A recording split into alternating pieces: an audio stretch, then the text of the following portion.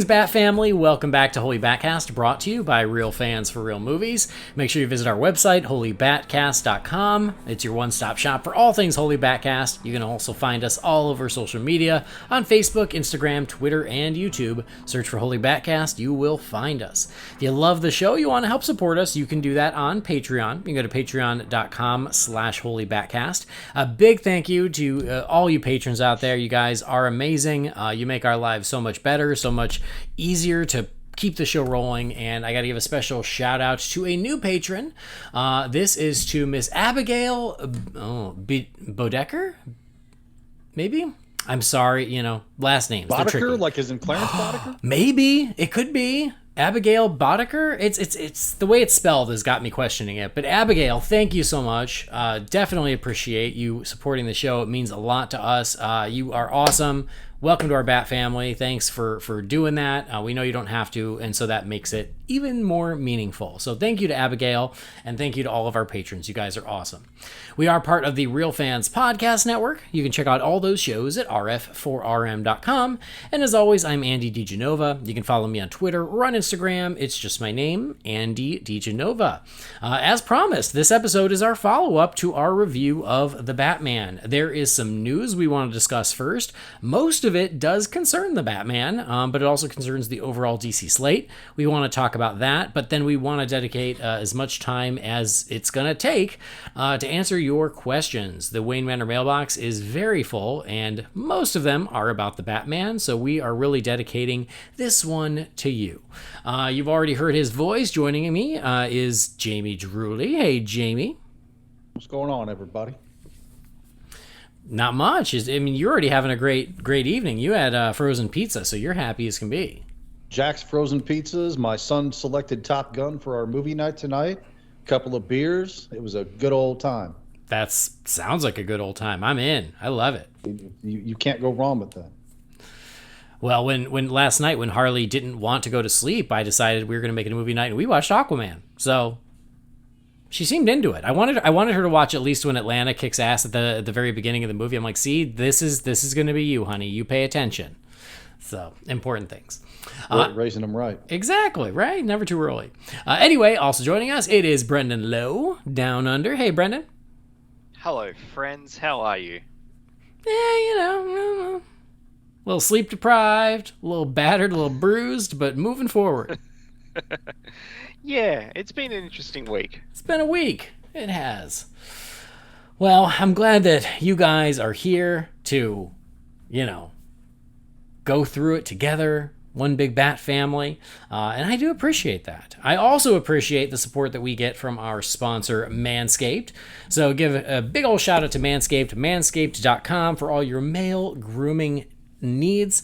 They have great products. We love them. We use them all the time, and you get a great discount if you use our promo code BATSCAPED, BATSCAPED. Use BATSCAPED to get 20% off and free shipping, and you will be happy with their products. Maybe you think, you know what? I don't need to do that. I'm fine. Maybe you do. Maybe it's a good idea. Maybe try it. I thought I was fine. Oh yeah? Yeah, and I wasn't, it turns out. Yep. I tell you guys a quick story. And this was years and years ago. I was in my early 20s. I didn't used to trim up. I didn't. I thought, I don't need to do that. What's the point? Didn't trim up.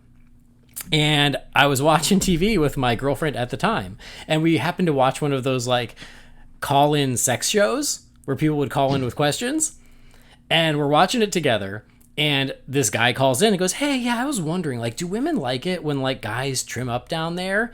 And my girlfriend grabbed me by the face and went, yes. Could she grab you by the face? She had been, apparently she had been trying to find a way to tell me that. And so I got the message loud and clear. Trimmed it up ever since. Though, wait, given that, the time that would have been when you were that age, wasn't Bush all the rage? Oh, I'm not that old. Who do you think I am, Sorry, Jamie Drewley? I was thinking of Jamie. Sorry. Yeah, come on. Do you think I am, Jamie? No. Anyway. You're all going to gang up on me when he lives in the land of the Bushmen? Are you kidding me? Yeah, if anyone would know Bush, it's you. So the point is, is you might think you don't need it, but it's probably a good idea to look into it, trim it up down there, and you're not going to find better products to take care of that than Manscaped.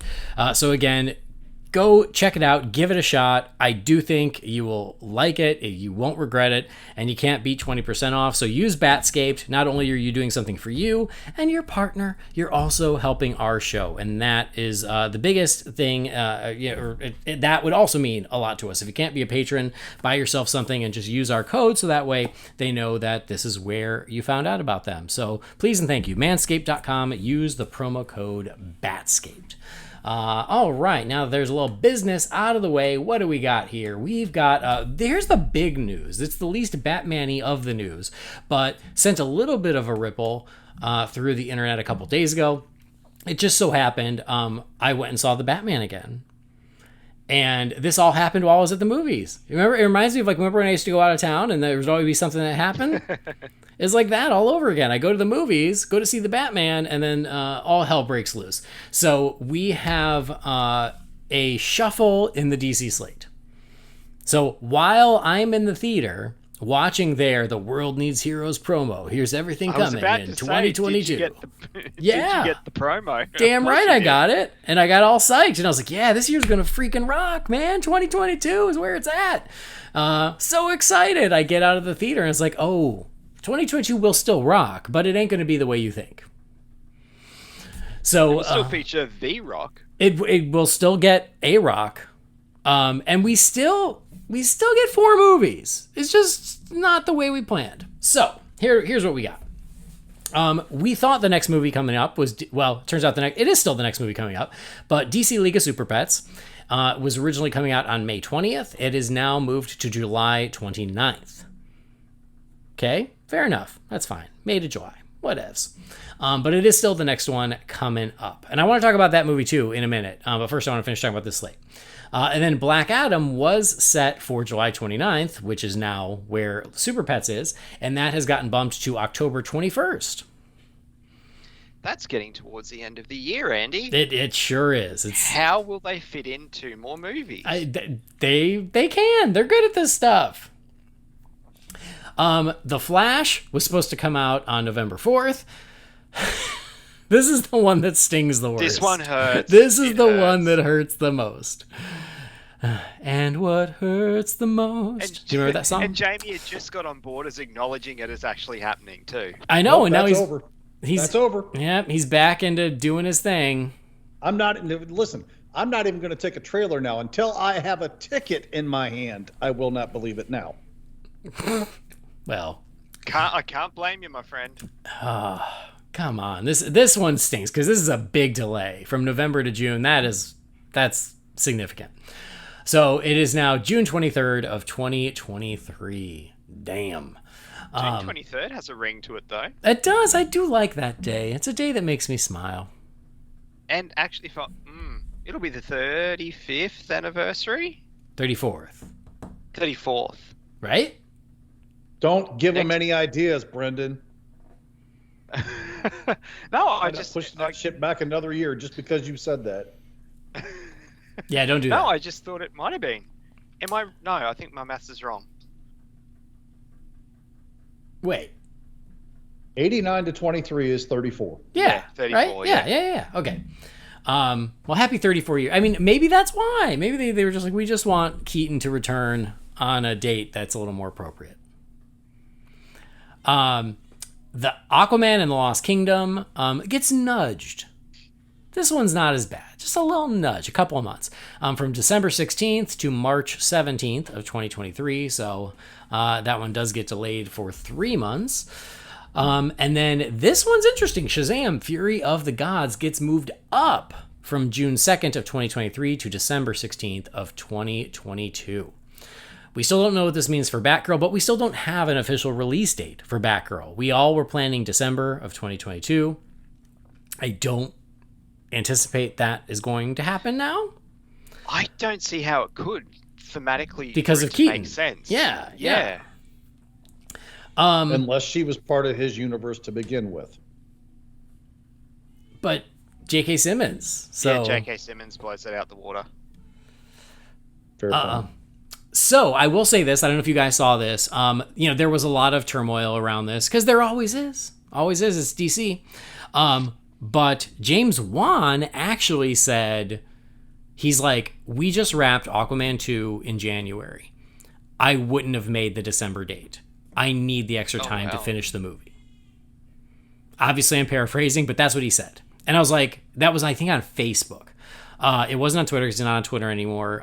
But it was either on Facebook or Instagram because he is still on there. And that was cool to hear because, like, good to just get that out there. And it makes sense if you think about how effects heavy the first film is. And you can only imagine the second one will be equal to or greater than the first one. Yeah. That's a tall order in 11 months. And then that is sort of the scuttlebutt around these moves, is that the word on the street is that effects houses are just jam-packed with work, and they just can't get it all done in time, and so it's causing delays. And so I would imagine The Flash is also very effects heavy. Although, gosh, was 7 or 8 months for The Flash. That's a significant delay. But that's the story that we're getting, is that it's mostly because of the bottleneck in the effects houses. They need time to finish the movies. And James Wan at least confirmed that for Aquaman 2. So all that out there on the table, Jamie, how you feeling about these shuffles and changes? So I go back to my original point. We still get 4. We still get the Batman, Super Pets, Black Adam, and Shazam all this year, which is still not a bad year. Anyway, Jamie, please go. I mean, I'm as aggravated or annoyed by it as anybody, but the rage fits that people are pitching about this, or the conspiracy theories they're saying for reasons why they're doing it, is a little bit much for me. I mean, at this point, nothing surprises me. I mean, at this point, I expect shit like this to happen to The Flash, so why wouldn't I expect it to happen to some of these other movies? It's WB doesn't know what they're doing. They don't know how to treat DC.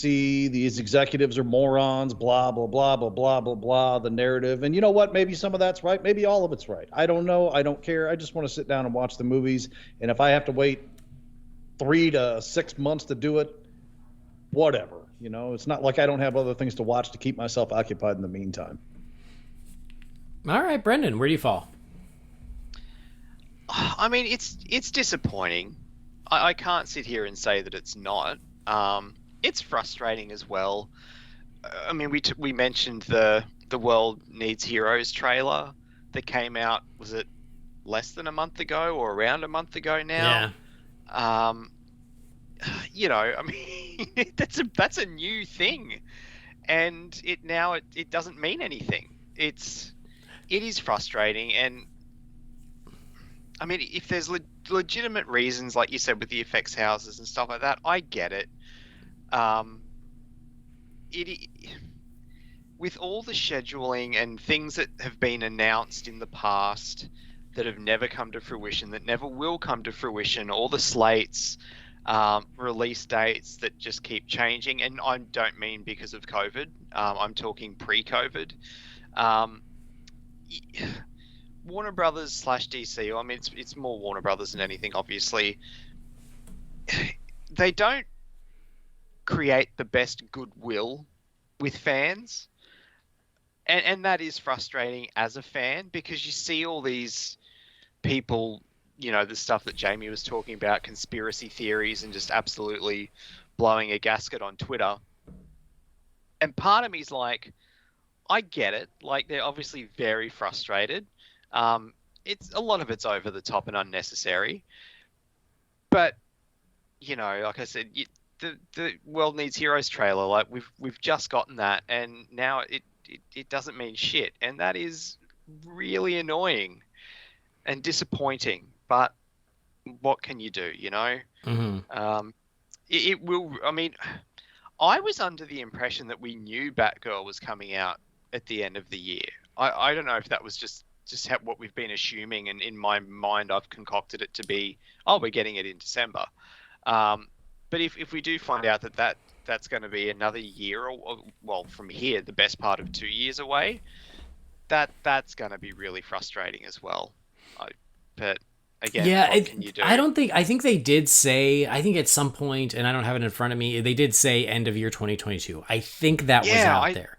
But because they're shooting when now. It was on social media, like only 2 or so weeks ago, people were like, oh, so-and-so's, just unofficially confirmed that the movie's coming out at the end of this year. And I'm thinking, didn't we already know that? Wasn't that always the case? I have source amnesia on that. I don't know how we initially heard that. I cannot remember. Wouldn't make any sense now. Yeah. It just wouldn't. So that movie can't come out before The Flash. And if it is set at Christmas, like it looks like, I mean, not that that means a movie has to come out at Christmas time. Look at Batman Returns. But, if we have to wait, like I said, the best part of 2 years for Batgirl, and we thought we were getting it at the end of this year, that sucks. Yeah. Well, how long was the delay for the Batman? It was a year and a half or so, wasn't it? Oh my God! Was it initially? It was originally supposed to be fall of 20, right? Was it originally last October, or was it? I can't even remember the original date. It's been so long. Originally, it was going to be October of 2021, right? I don't know if that was a bumped date though. I don't remember.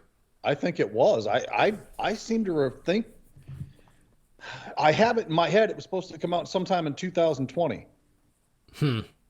And then, it got bumped because of the COVID thing and everything else, understandably so, because that's why the Fandom teaser that we got said coming in 2021. They had to move it, and they didn't have an official date for it at that point because, things got delayed with filming and all that stuff. I mean, everything was on hold at that point. Yeah. So I think we were talking about a year and a half delay for that movie.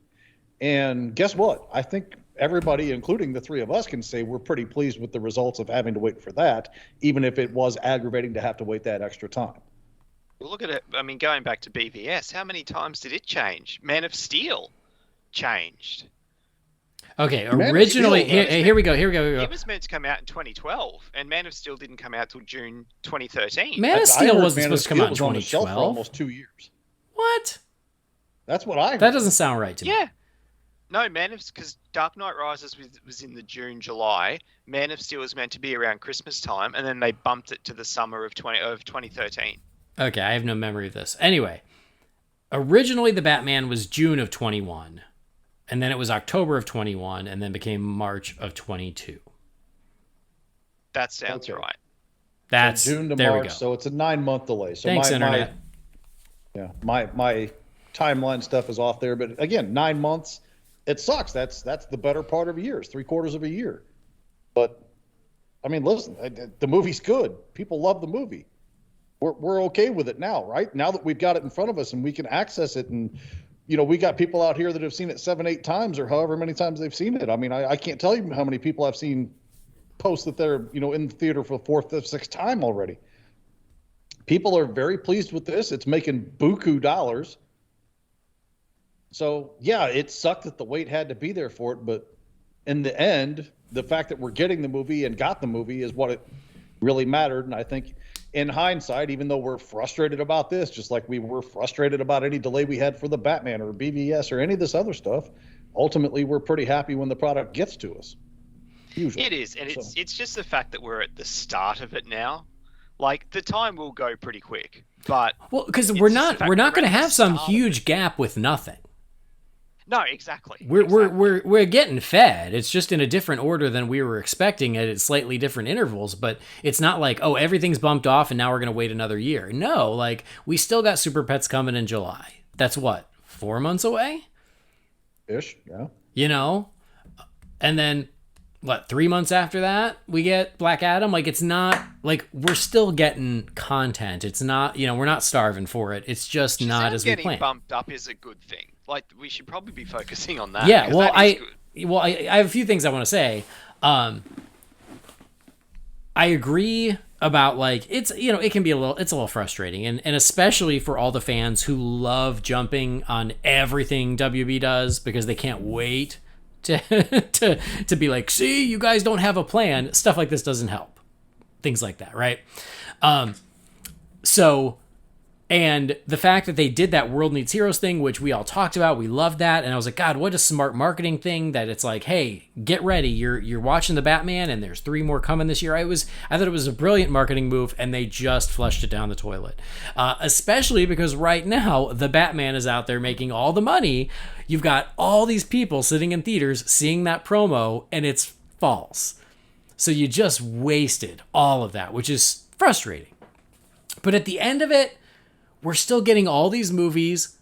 Again, we're not going to have a huge gap, so I just can't work myself up to be all that upset about it. It's a little frustrating, sure, but it is what it is. And to Jamie's points, all's well that ends well. At the end of the day, we will see these movies. When we see them, if we love them, we're not really going to care if it got delayed or moved or shuffled around. All that's fine. And then to your point, what you were about to say, Brendan, is moving Shazam up to Christmas is very interesting. So you're only going to have a 2-month gap between Black Adam and Shazam, which could be very smart. I just hope that they are smart enough to have something in Black Adam that then leads to Shazam 2. I was just about to say that, yeah. Or if they don't, they've got plenty of time to shoot something small to link them together. Yes, exactly. Like, you want one to lead very organically into the other. This is your chance. Don't move up the other one otherwise. I guess it means Sandberg is like on top of stuff, because the fact that he loses 6 months, that can't be fun. But I guess they're confident he can do it, which is great. But yeah, so it does make me wonder, what is the connective tissue between those two films? Because we haven't seen any yet, and they've both been very cagey about when Shazam and Black Adam will come together. I hope this means that it's going to be sooner than later, so that way Black Adam helps build the hype for Shazam 2. What's that? I was just going to say, I'm going to make a real chicken shit call on that right now. It's going to be one thing or the other. The 2 movies are going to have virtually no connective tissue whatsoever, or there's going to be something so massive that they're going out of their way to make sure that they don't tell anybody about. Yeah. Because a lot of things have been floating around lately that people have built up their hype over that wound up being next to nothing. So, well, that's what we do. That's what the internet does. I know. That's what fans do. But I'm just saying, I mean, it's either going to be, people are going to be disappointed because it'll be a wink or a nod or a nudge here or there, or it's going to be something massive like Shazam's actually going to show up and fight him at the end of the movie or some shit like that. You know what I'm saying? It's either going to be minuscule or huge. My money's on minuscule. My money is too. Mid-credit sequence of Black Adam learning about the Shazam family or something like that. Sounds right to me. But anyway, so that I think is a good thing. I also have seen some concern is that, they moved Aquaman away from Avatar 2, which apparently is, speaking of delays, is really going to come out this year? Really? Question mark, I think. So they moved Aquaman out of that, but they put Shazam right in the middle of it. And that is interesting to me. But I think what it is if Avatar 2, it does come out, and if it is like a behemoth as the first one was, the thing about the Christmas going movie season is, even more so than the summer, it is so conducive to multiple films doing well because of those 2 or 3 weeks in the States, at least. And I assume it's the same in Australia, where nobody's working, nobody's in school. And so every day plays like a Saturday for 2 weeks solid. And so yeah, Shazam, especially going by what we know about the first film, my guess is it's going to cost half what Aquaman 2 is going to cost. And so it doesn't have to make as much to be a profitable film. And so it's probably like, no, this can coexist with Avatar 2 because its budget is, say, $120 million as opposed to Aquaman, which is probably 200, 220, 225. Who knows? Because we know the scope of what Aquaman 1 was. So I do wonder if the smaller budget on Shazam 2 gives them more confidence to go, oh, it'll do fine. It'll play to family audiences over Christmas. And we don't have to worry about another $1 billion like we expect or hope for with Aquaman 2. You just hit the nail on the head for why I think they made the switch, in that Shazam, and I'm not saying Avatar is not a quote kid-friendly movie thing, but I think Shazam plays a little bit more toward that younger audience than Avatar will. So I think in their minds, at least, they're considering almost counter-programming, putting that. Well, there's a younger audience who weren't even born when the first Avatar came out. Yeah. I'm not saying it's a joke. Like, I'm being serious. No, there are 13-year-olds who were not alive. No. I will say this, though. I'll bet my freshly manscaped left nut that the release date for Shazam 2 here in Australia will be Boxing Day. If its release date is did you say the 16th? Yes, December 16th. Yeah, they'll hold it 10 days. It'll come out Boxing Day here in Australia because that's a big movie release date. Yeah, I remember you saying that. And then the last thing I want to say is about Batgirl, because this does allow an opportunity for Batgirl. It means we will have to wait longer than we thought, which is always a bummer. But it's not that big a deal as long as I don't die. That's true.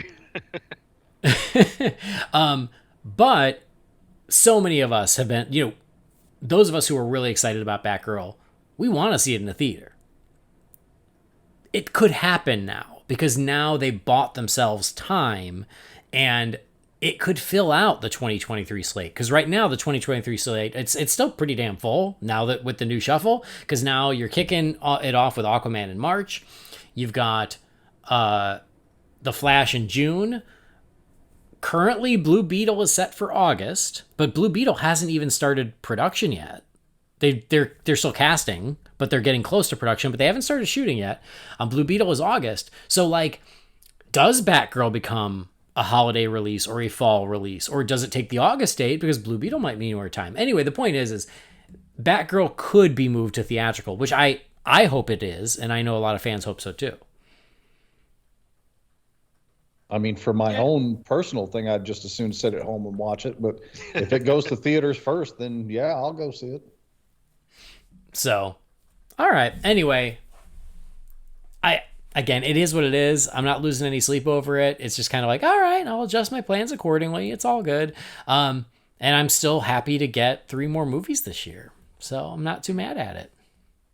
Just quickly, too, I'm not sure if you've got it in your news you're talking about, but you mentioned Blue Beetle. Did you see there was casting for that the other day? There was. I didn't pull it up just because we have a lot to talk about. And but if you want to mention it real quick, be my guest.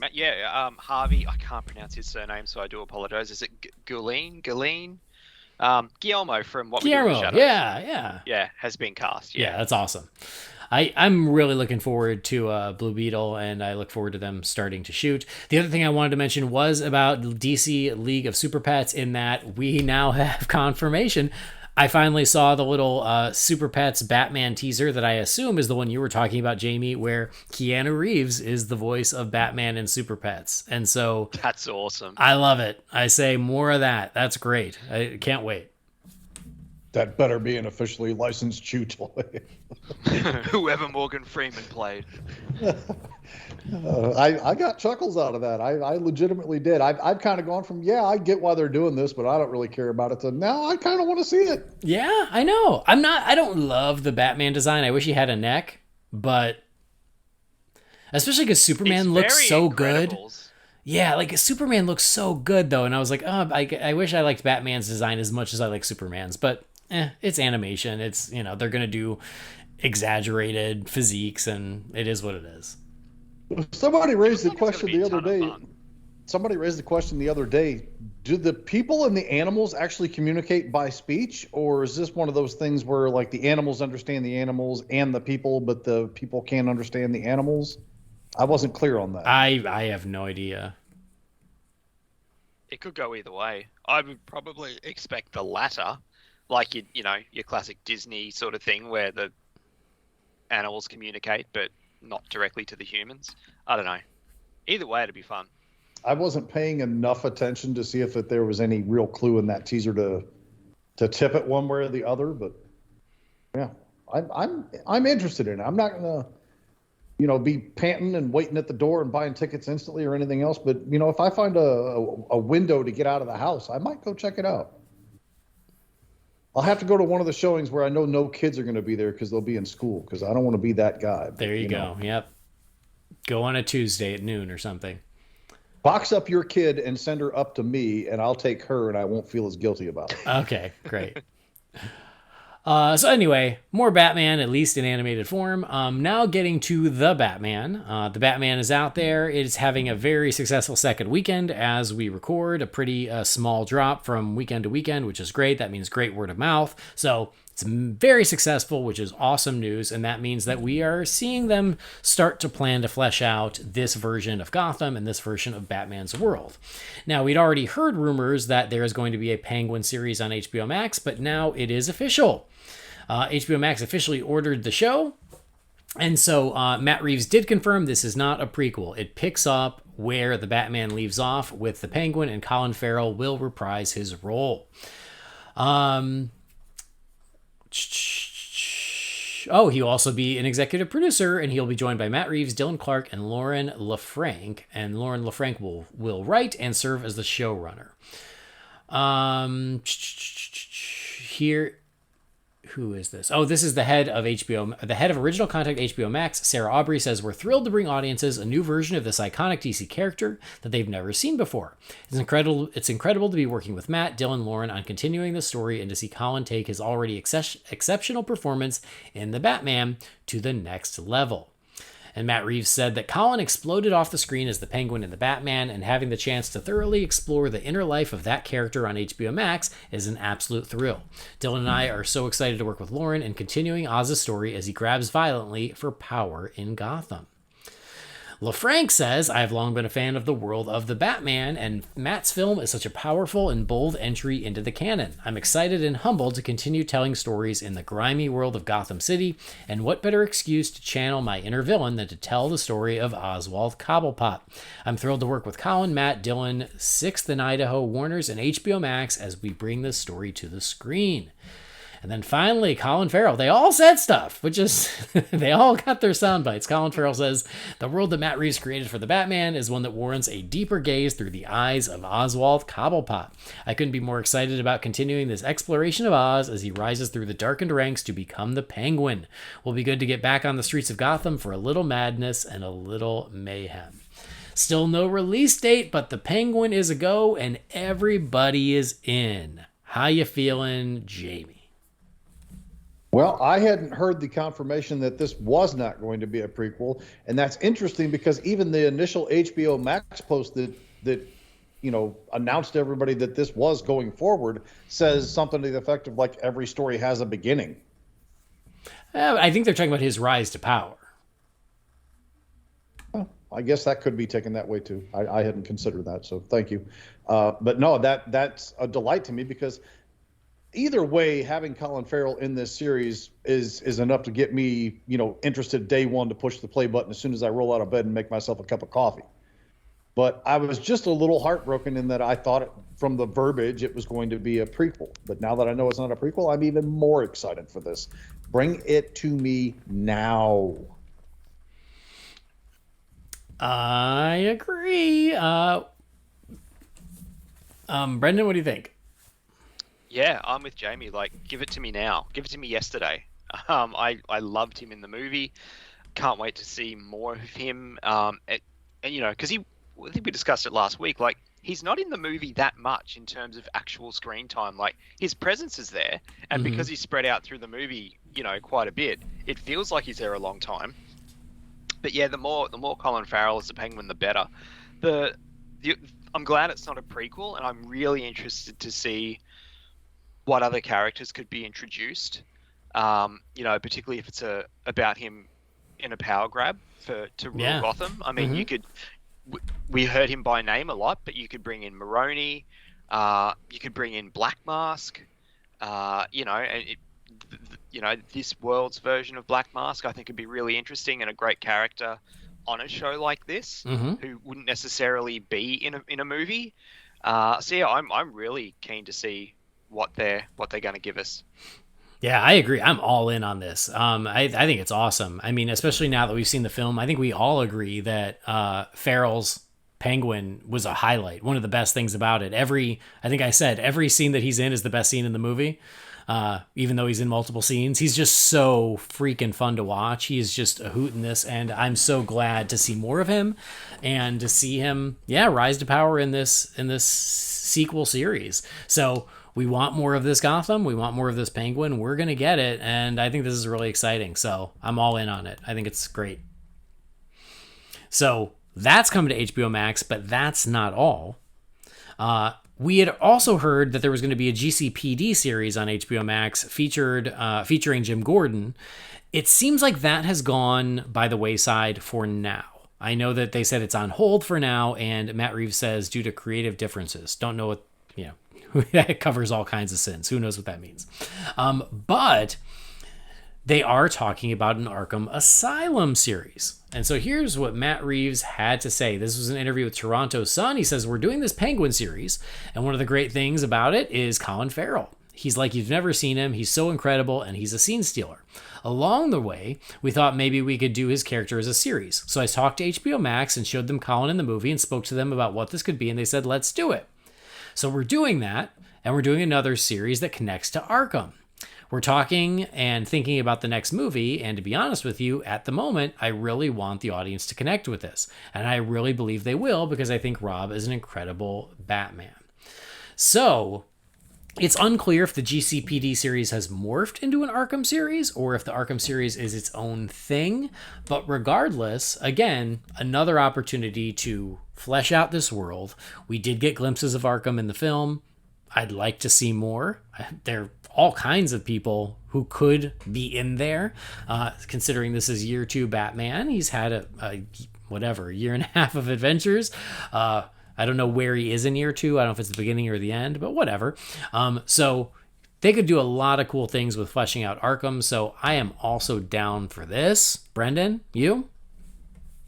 I am a little bit disappointed we're not getting the GCPD show, because that's twice now we've been promised one, and twice it hasn't come to fruition, which is disappointing.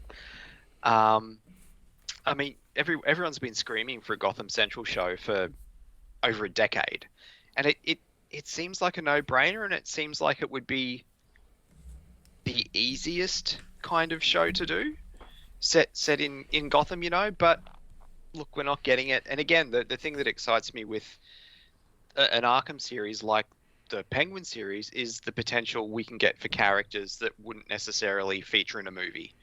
And if you're going into Arkham Asylum, I mean, that could be, how many? It could be countless characters, So I'm looking forward to that a lot. But yeah, we're still hoping one day to get that awesome GCPD / Gotham Central style series. Maybe this is an unpopular opinion, but I'm more interested in Arkham than I am the GCPD. Personally. I'm like, Arkham? I just feel like it's, there's so much more you can do with that. And I'm afraid that, for me, the GCPD stuff, I'm like, it's really hard to not just become, CSI Gotham. And I'm less into that, but I haven't seen the series yet. I just from the 3,000 foot level, for me, Arkham is a little more exciting than GCPD, but honestly, I would take both, so it doesn't really matter. Jamie, how do you feel? Well, you kind of raise a point that I'm going to piggyback off to the side of here. Creative differences could mean any number of things. But my personal take here is, it seems to me that this could have been a police procedural show where they weren't going to focus on Batman or Batman's villains. Oh God, who was it? Brubaker or Rucka or somebody did the GCPD comics. Mm-hmm. I think it was Rucka. Batman was in about one panel in every issue of it, and even then half the time it was a silhouette. Like there was almost no real involvement from Batman in it, at least in the issues that I read. I never read the whole series. I read like the first trade of it.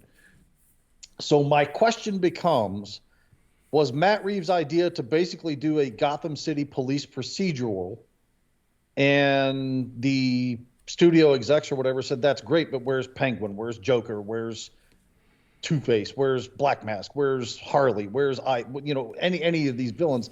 And Reeves said something to the effect of, well, that's not really what we want to do. And they're like, well, you got to give us more Batman content here, or I don't really see a reason to do the show. And, maybe they butt heads about something like that. I don't know. I mean, this is just me kind of poking around in the dark, wondering what could have triggered that, because certainly it can't be because he wanted to use something that Warner Brothers said, no, you can't do that on the show, like, a villain or something like that. That doesn't make a lick of sense to me, especially after Peacemaker. It just, I don't know. But I'm going to go with Andy on this. I'm way more interested in a series about Arkham Asylum than I am the Gotham City Police Department, especially if Batman and his world aren't, fully represented in the Gotham City Police Department show. In one of the main articles, was it Variety, Andy? You have to trigger my memory. Reeves did actually give a breakdown of what the show was going to be. I think it was following like one particular cop who was, and it was delving into the corruption in the Gotham police force and things like that. Yeah. Yeah. And it could be great, right? Like I'm just saying it, yeah, from a very high level of which one intrigues me more. And y'all know me, like I'm always going to be more interested in the ones that dives deeper into more of Batman's world, and I feel like Arkham gives them the opportunity to do that, especially for some of those lesser, more obscure characters that aren't going to get to star in a movie. An Arkham series is a great way to have fun with them. I saw the other day someone did a mock-up of Dave Bautista as Bane? Brendan. Hugo Strange. Oh, Hugo Strange. I did see that, yeah. And it looks awesome, and I was just like, man, that'd be great if that happened. He looked really good. Well, speaking of Arkham, and this gets into spoilers, guys. If you haven't seen the Batman, beware, but you probably have seen the Batman. Beware the Batman. Beware the Batman. You've already seen it. I mean, most of you have seen it 18 times, so it's fine. But this is going to be spoilery. Matt Reeves did discuss Barry Keegan's role in the Batman. One of the first things he said, oh, it's not just to tease the sequel. We don't know if we're going to do it in the sequel. I say, sure Jan, sure. You don't cast a great actor as the Joker and then go, I don't know if we're going to use him again. Of course you are. But here's what he says. He says, what's interesting is that the reason that the Joker's in the movie is there was actually another scene that was earlier. And because the movie is not an origin tale for Batman, but it's his early days, it really is an origin tale for the Rogues Gallery's characters. And for me, I think it's this idea that the Joker is not yet the Joker, but they already have this relationship. The scene was not in the movie, the scene that this is really the companion to, which is actually a really cool scene that we will release at some point. It's a scene where Batman is so unnerved because the Riddler is writing to him, and he's like, well, why is this guy writing to me? And he figures he's got to profile this killer. So he goes to see another killer that he's clearly had an experience with these first 2 years. And this killer in this story is not yet the character that we come to know, right? So everybody's in their infancy. So in the comics, these characters often declare their alter egos in response to the fact that there's a Batman out there. And so here we have a Joker who's not yet the Joker. Jesus Christ.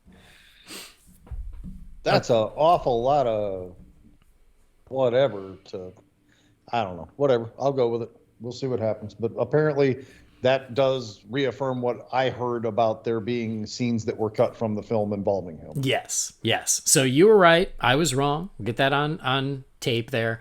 No, it's not a matter of right or wrong. It's just I started assuming that it was that scene because of the screenings not having that scene in it. You were talking about that was the scene that was cut that, Reeves said, hey, we're going to put this back in on the Blu-ray and then on the slide put it in right before the film's released. That was kind of what I assumed at that point. But it's not a matter of right or wrong. It just apparently there are literally more scenes of him that we're going to get at some later date. Yeah. Sorry, Brendan, it seemed like you wanted to say something. You say something and then I'll say something. Well, Wait a second. I'm not done yet. Oh, okay. This will probably be an unpopular opinion and it might not win me any friends. I don't know, but this is... Okay. I'll preface it by saying, and it will come up again later, I like the Batman. I like it quite a lot. I've bought more merchandise for the Batman this week. But one of the things that has irked me with this whole approach from the start is I've said 100 times, like, I don't want to see early days starting out Batman again. We've had a trilogy of that. And this whole, like, this isn't an origin story. It's not an origin story. Like, it's year 2. It's not an origin. We didn't show the parents getting killed. It's not an origin. But then every other character is, they're not who we know yet. Oh, they're not fully developed. They're not who it's like. It's an origin story. Stop dancing around it and just call it what it is. It's a friggin' origin story for everyone. And it's just, I just find it really frustrating. The whole, like, oh, it's not an origin story, but then every character, and just how many times did you say that in that little snippet from the interview? Oh, it's this character, but it's not who we know yet. It's not fully developed. It's like, for sake. It just bugs me. Okay. Sorry. No, it's all right. It's fine. Well, I mean, did anybody catch that? Brendan just went full Jamie there for a minute. He did. Am I wrong? I'm sorry, but am I wrong? No, well, I mean, that's for Twitter to probably answer, but do you know what I mean? Like, am I wrong in saying that? I would only counter you in saying that it's not a Batman origin story, but for everybody else, it certainly seems to be. Well, and he says that. That's what he said. It's not an origin story for Batman, but it is for the Rogues Gallery. It just feels like it's, I mean, yeah, it's not an origin story in that we didn't see the parents getting killed, but kind of is. Like, he's still learning the ropes. I mean, sure, he's not training to be Batman. He's Batman from frame 1. Yeah. And he's already out there in operation. But it does, I mean, and that goes to what I've been saying though. Like, I just want to see a Batman movie where everyone's who they're supposed to be. Yeah. I don't need to see the journey. I just want to see the characters be the friggin' characters. Well, except in the case of people like Penguin or so many, I mean, you could rattle off pretty damn much everybody but Joker at this point. People don't have, without comic backgrounds or Batman the Animated Series or all of these other things that we're privy to as geeks, they just, your general audience cinema goer does not know Penguin's origin. He does not know Riddler's origin. He doesn't know all that stuff, or she, sorry. It's important enough to have that information in there. Like, every single Batman movie has touched on Batman's origin at some level or another, except for really this one. And even this one had some exposition pointing back to it, even if it didn't show it. The audience doesn't need that anymore, but they do probably need it for characters like, maybe what are the things that we have for Penguin? We got Batman 66. I'm just talking live action here. Batman 66, Batman Returns, and this. And none of those 3 things are a damn thing alike. And there's a lot of space between all of them. So I get the idea between this approach and having the established world there, because would the established world work? Yeah, I think it would, and I would certainly support that approach. But on the other side of it, I get the feeling of needing to explain some of this stuff for people who aren't going to be as familiar with some of these other characters.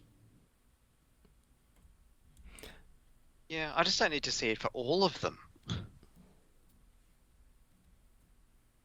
I would say, to play devil's advocate though, I would say, especially the big 4 Batman villains, they are such pop culture mainstays that I don't think anyone would go into a Batman movie and have the Joker show up and go, who the hell is that?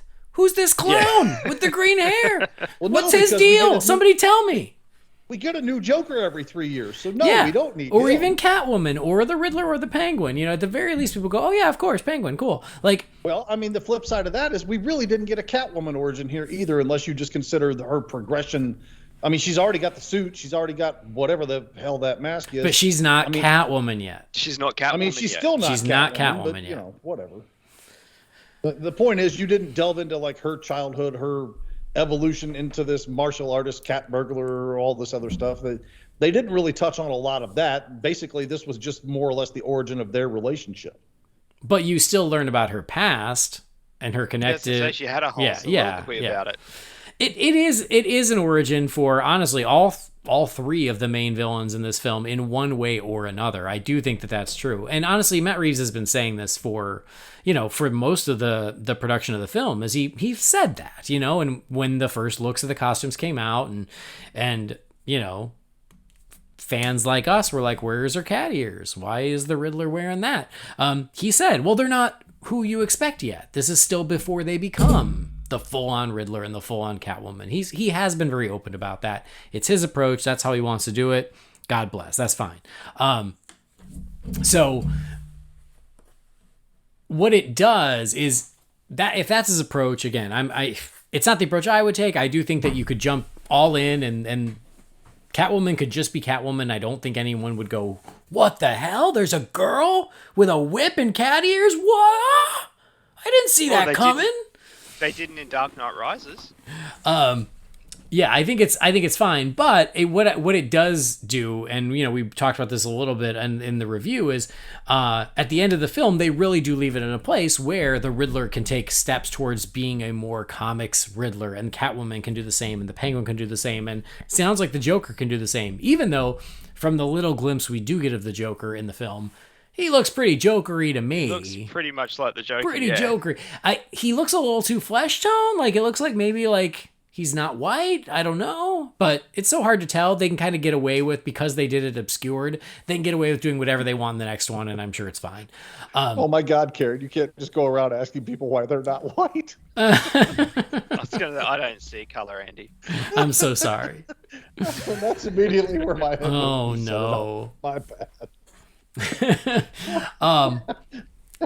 Anyway, I guess the point is I know that's what I would like to see happen in the sequel or in subsequent HBO Max series or whatever, is I do want to see them all take steps towards becoming fully formed the way Batman is.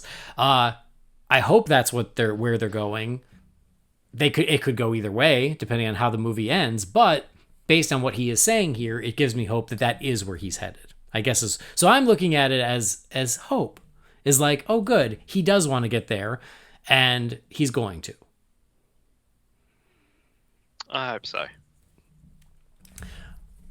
And I am very interested to see this deleted scene. And we thought we might get it this week because the Rada Alada website was doing this like loading countdown, and we were all like, what are we going to get? What are we going to get? And I did see quite a few people who were like, oh, I bet we're going to get that deleted scene with the Joker. Nope. Afraid not. Yeah. The popular opinions were that, the sequel release date, and there was one other one that escapes my mind right now, but there were three major things in there that none of them were even remotely close. Yeah. So I honestly wasn't even paying attention to this until my old pal Brian Crosby texted me about it. I wasn't paying it. I was unaware this was happening because I took a little Twitter break, and he texted me, and I was like, "Oh shit, really?" So I checked it, and I was like, "Oh yeah, okay, 91% or whatever." And so there was a lot of like, "Oh, something's coming."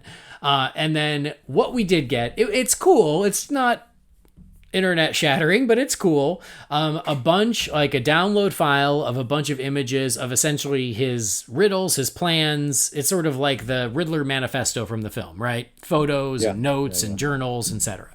I have not dove into them. It's just not top priority, if I'm being honest, because I got what I needed from the movie. I don't necessarily need to dig deeper into the documents. But then there was also an additional cipher, and God bless the internet, they decoded it, and the cipher says Gotham loves a comeback. And that got me more excited than all the photos because we talked about it the last time. I want more Riddler. I want to see this Riddler become more comic booky. I want the Riddler to continue to evolve. The fact that, we get that line of dialogue in the film and then this cipher promises that yet again, I don't think is a coincidence. So I do wonder if Matt Reeves is not done with the Riddler just yet. I would say not. And honestly, for me, even more exciting than that was the page that linked to the download for the 24 photos, was where he made the reference, and I don't know it verbatim, but it says something to the effect of like, don't worry about me, I'm just sitting here with my new friend. Ah, nice. So I got a big kick out of that. That was my favorite thing out of all that Rada a lot of stuff. So. Nice. Brendan, thoughts? I didn't follow this really at all. I just saw some tweets about it, and particularly from Jamie just pointing out, this meant comic release dates, and this meant this issue or whatever else. And I mean, yeah, I didn't really have that much interest in doing it or watching it load or anything like that. Yeah. Well, I mean, for the people who like want to dive in and pour over them, I like that they threw it out there for those fans. I mean, y'all know my time is precious right now, so it's just one of those things where I'm like, no, I got the gist from the movie. I'm pretty cool, but well, like you, I got to reading through some of it, and there's so much text, especially like the notebook excerpts that are in there. There's so much text. I didn't have time in my day to sit down and get in with that, especially because I'm currently reading Drawn to Greatness, the Disney Renaissance thing. Yeah, good choice. I'm hip deep into that. It's a great book. Everybody pick up your copies. It's a lot of fun. Anyway, I figured that if I didn't read it, somebody inevitably within 24 hours or less was going to post up any massive details that I might have missed. There were Easter eggs in there, so I haven't seen anything explode yet. So apparently I haven't missed anything by not reading through all that line by line. Yeah, exactly. I mean, I was proud of myself for getting through the Batman prequel novel before the film, or actually after the film, but and I did it in the middle of the night while Harley was not sleeping. So, but anyway, very cool stuff. The Batman continues on. We keep getting these little nuggets as we go, which is really fun. It keeps the hype going. Like I said, it's doing very well at the box office, and I was very fortunate I was able to go back and see it again this week. So I've got to give a very special shout out to my wife. She is a saint. She is the best person in the world. We have a 2-week-old daughter, and I was like, I really want to see the Batman again, and she's like, it's fine. Me and my mom got it covered. Go to the movies, have fun. God bless, right? Catherine, she's the best. So I was able to go again, and I wanted to share just some additional thoughts about it now that I've seen it the second time. I'm not going to put up the numbers that so many folks out there have been, just for obvious reasons, but respect for everybody who's on the 8th time, 9th, 10th. God, it's amazing. How people find the time. I don't know. But for my second time, I will say this. I enjoyed it a lot more the second time. There's something to be said for getting past those initial reactions and expectations and going back another time and really just sitting and embracing what it is. And so I really, really liked it the second time. I liked it even more than the first time. And not that I stand by many of the criticisms I made in the review. I still think a lot of those are applicable. But I will walk back. One of them is that on the second viewing, I think the action was better than I gave it credit for the first time. The fights were better than I remembered. And honestly, even the Batmobile chase worked for me better the second time. Part of that was because I was like, okay, don't look at the side of the car. Don't look at the side of the car. I was like training my eyes, like don't do that. Look behind, look at the other stuff. But the action beats worked a lot better for me the second time around. And so, that is one of the criticisms. I'll say, okay, maybe I was a little too harsh on that last time. So I think that worked better for me the second time around. And like any movie, when you at a certain point, watching it again, multiple viewings, like you do just sort of embrace the movie that it is and you appreciate what it is. And so you find the things that were so distracting the first time, they're just less distracting when you see it again. So again, I enjoyed it even more. I even went into Letterboxd and added in a half a star. So I'm really glad I got to go again because I thought it was an even better movie the second time around. And a lot of folks are saying that. It's like, it's so dense. There's so much. You got to go back. Again, I wish I had the time to go back multiple times, but this is probably going to be it until HBO Max. But I'm glad I was able to make it to the second time. And I at least wanted to address that and say, I thought it was even better the second time. So would you be joining me in B+ territory now? I think so, yeah, honestly. Okay. All right. I'll go to the top of the hill and die by myself. I don't care. So, that's okay. That's all right. There's a couple other things real quick that have come out since the movie came out that I wanted to address. One thing was, do you guys remember, like, I mean, there were so many set photos while this movie was in production. There was a photo of Zoe Kravitz in that black dress for the funeral scene. Do you guys remember this? Yes, I do remember that. And the fact that, like, nope, that's not her in the final cut. Like, that's like kind of an amazing misdirect that they had to have just done on purpose because they knew that the photos were getting out there. If you look real closely on that photo, Falcone's got the scars on the side of his face where she claws him too. Yeah, yeah. And then they also did it with Barry Keegan, as they quote unquote shot a scene with him and Robert Pattinson, but he was dressed as a cop.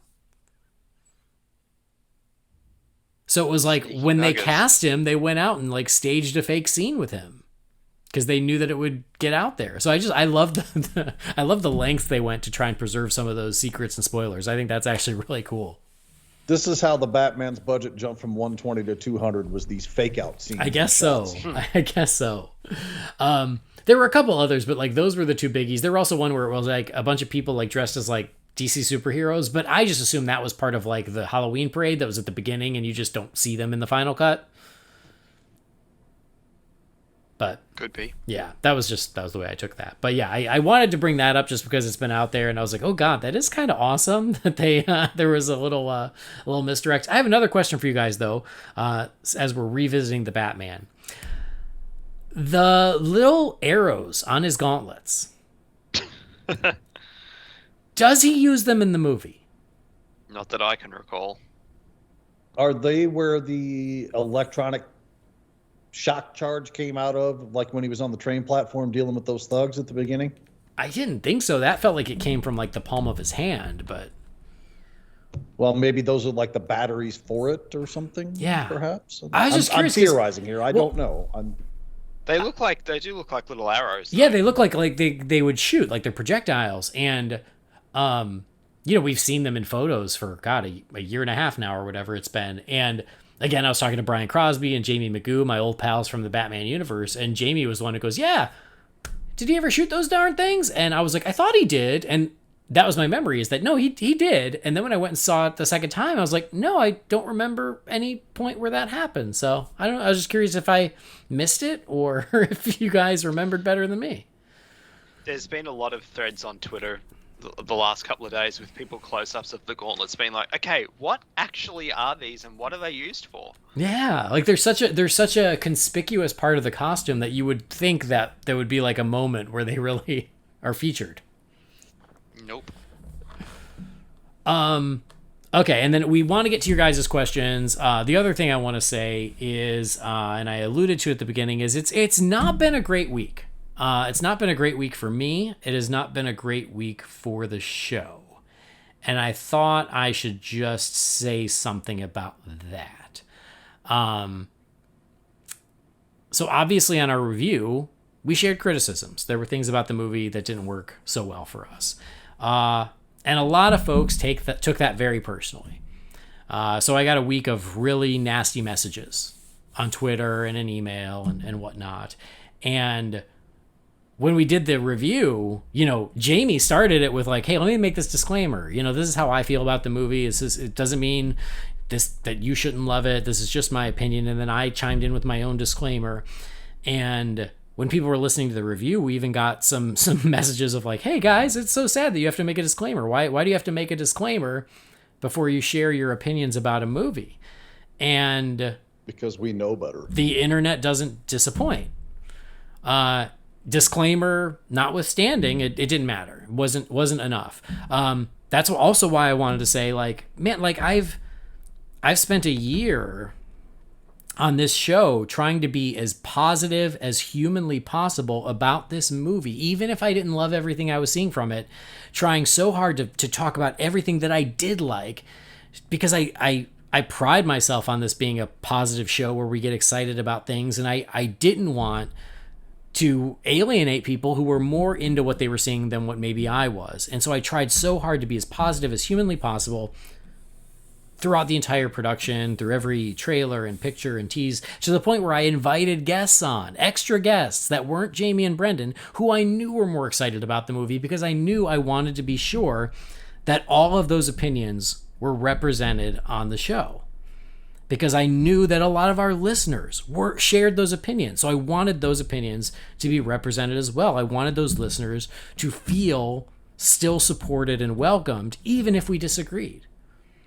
And I kind of pride myself on that, of trying to be very open to everybody's opinion. And even if we agree, at the end of the day, it's still a movie. So I guess what I'm saying is I felt like I worked really, really hard leading up to the release of this movie to be respectful and inclusive of all opinions on the movie, no matter how I felt about it. And then in a review that we did, where we started with a disclaimer, and I reminded everyone of those things, and then we still spent 2/3 of the review talking about things we liked, it still wasn't enough. I gave it 2 Bs and a B+. It still wasn't enough to get some really nasty and harsh crap directed back. And I guess I'm disappointed, and I'm hurt, and I know I shouldn't care. I know I shouldn't. It's just a movie. It's just a podcast. But this is something I do because I love it. And just for people who should, at this point, 8 years of this show, should know me, should know how I feel about stuff. I just felt some of the really nasty stuff I got in return was just really unfair and really discouraging. So I don't know what my point is other than that, is I worked really hard to try and represent all the opinions, and at the end of the day, it didn't matter, because there's a whole group of people out there, unless they hear exactly what they want to hear, they're going to come after you, and they're going to be real jerks about it.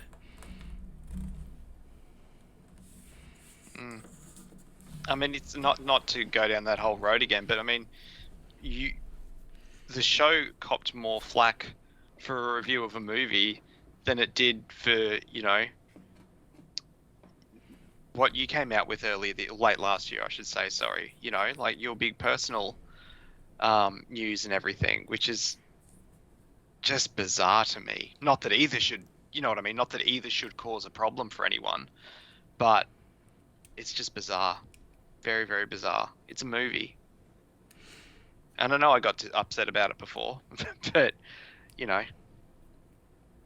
Yeah. I'm not going to go after someone about it. Yeah. I'm not even going to address it because it's going to make me mad, and I don't want to be mad. So, yeah, he says he's disappointed. To say that I'm disappointed in how he felt and how he was treated, that may be the understatement of the year. So I'm just going to move along from that and do my best to just swallow it up and let it be. Because none of you want to hear what I'd have to say if I let go. Yeah. Yeah. I mean, at a time where I should be celebrating my baby daughter, I found myself stressed out all week because of people being jerks to me because of a Batman movie. And that's why I stepped away from the Holy BatCast Twitter. It's just been sitting there. And I need a break. Because, there's just... And I know, when you put yourself out there in any endeavor, it's a podcast, it's a song, it's a movie, it's a speech, you write something, you do a piece of art. No matter what you do, there's always someone you've never heard of who wants to tell you suck. No matter what. And I get it. It's part of the deal, right? It just, I still can't pretend it doesn't sting and it doesn't suck. And that's the part that bothers me. I could give a damn less what anybody thinks about my opinions of this movie or what I said or my quote rants or any of that other shit. What makes me mad is that you're the one that has to deal with this, and you don't deserve any of the backlash that I've seen that you've caught for it. So guess what, everybody? I'm back on Twitter. If you don't like something I said, just come and get me on Twitter. Leave him the hell out of it. Leave Brennan the hell. No, actually, just keep sending a bunch of stuff to Brennan too, because that's just funny. Just if you legitimately had some problem with what I said and not what they said or something, leave them alone about it. I mean, I don't say this with any kind of detriment or disrespect. Andy's a sensitive person. And I love that about him. You know, my son's a super sensitive person. I sometimes can be a super sensitive person. There's absolutely nothing wrong with that. But I'm also a very hyper defensive person about people that I love and care about. And to see his reactions that he had from some of the shit that was said to him in the course of the last week really got me pissed off. Bad. And I don't want to be pissed off. I'm too old for this shit. I'm like 100 pounds overweight, and I'm old and frail and out of shape and everything else. My heart can't take that kind of shit anymore. So I'm just trying to relax and be cool about things. And stuff like that makes it hard for me to do that. So please, leave him alone.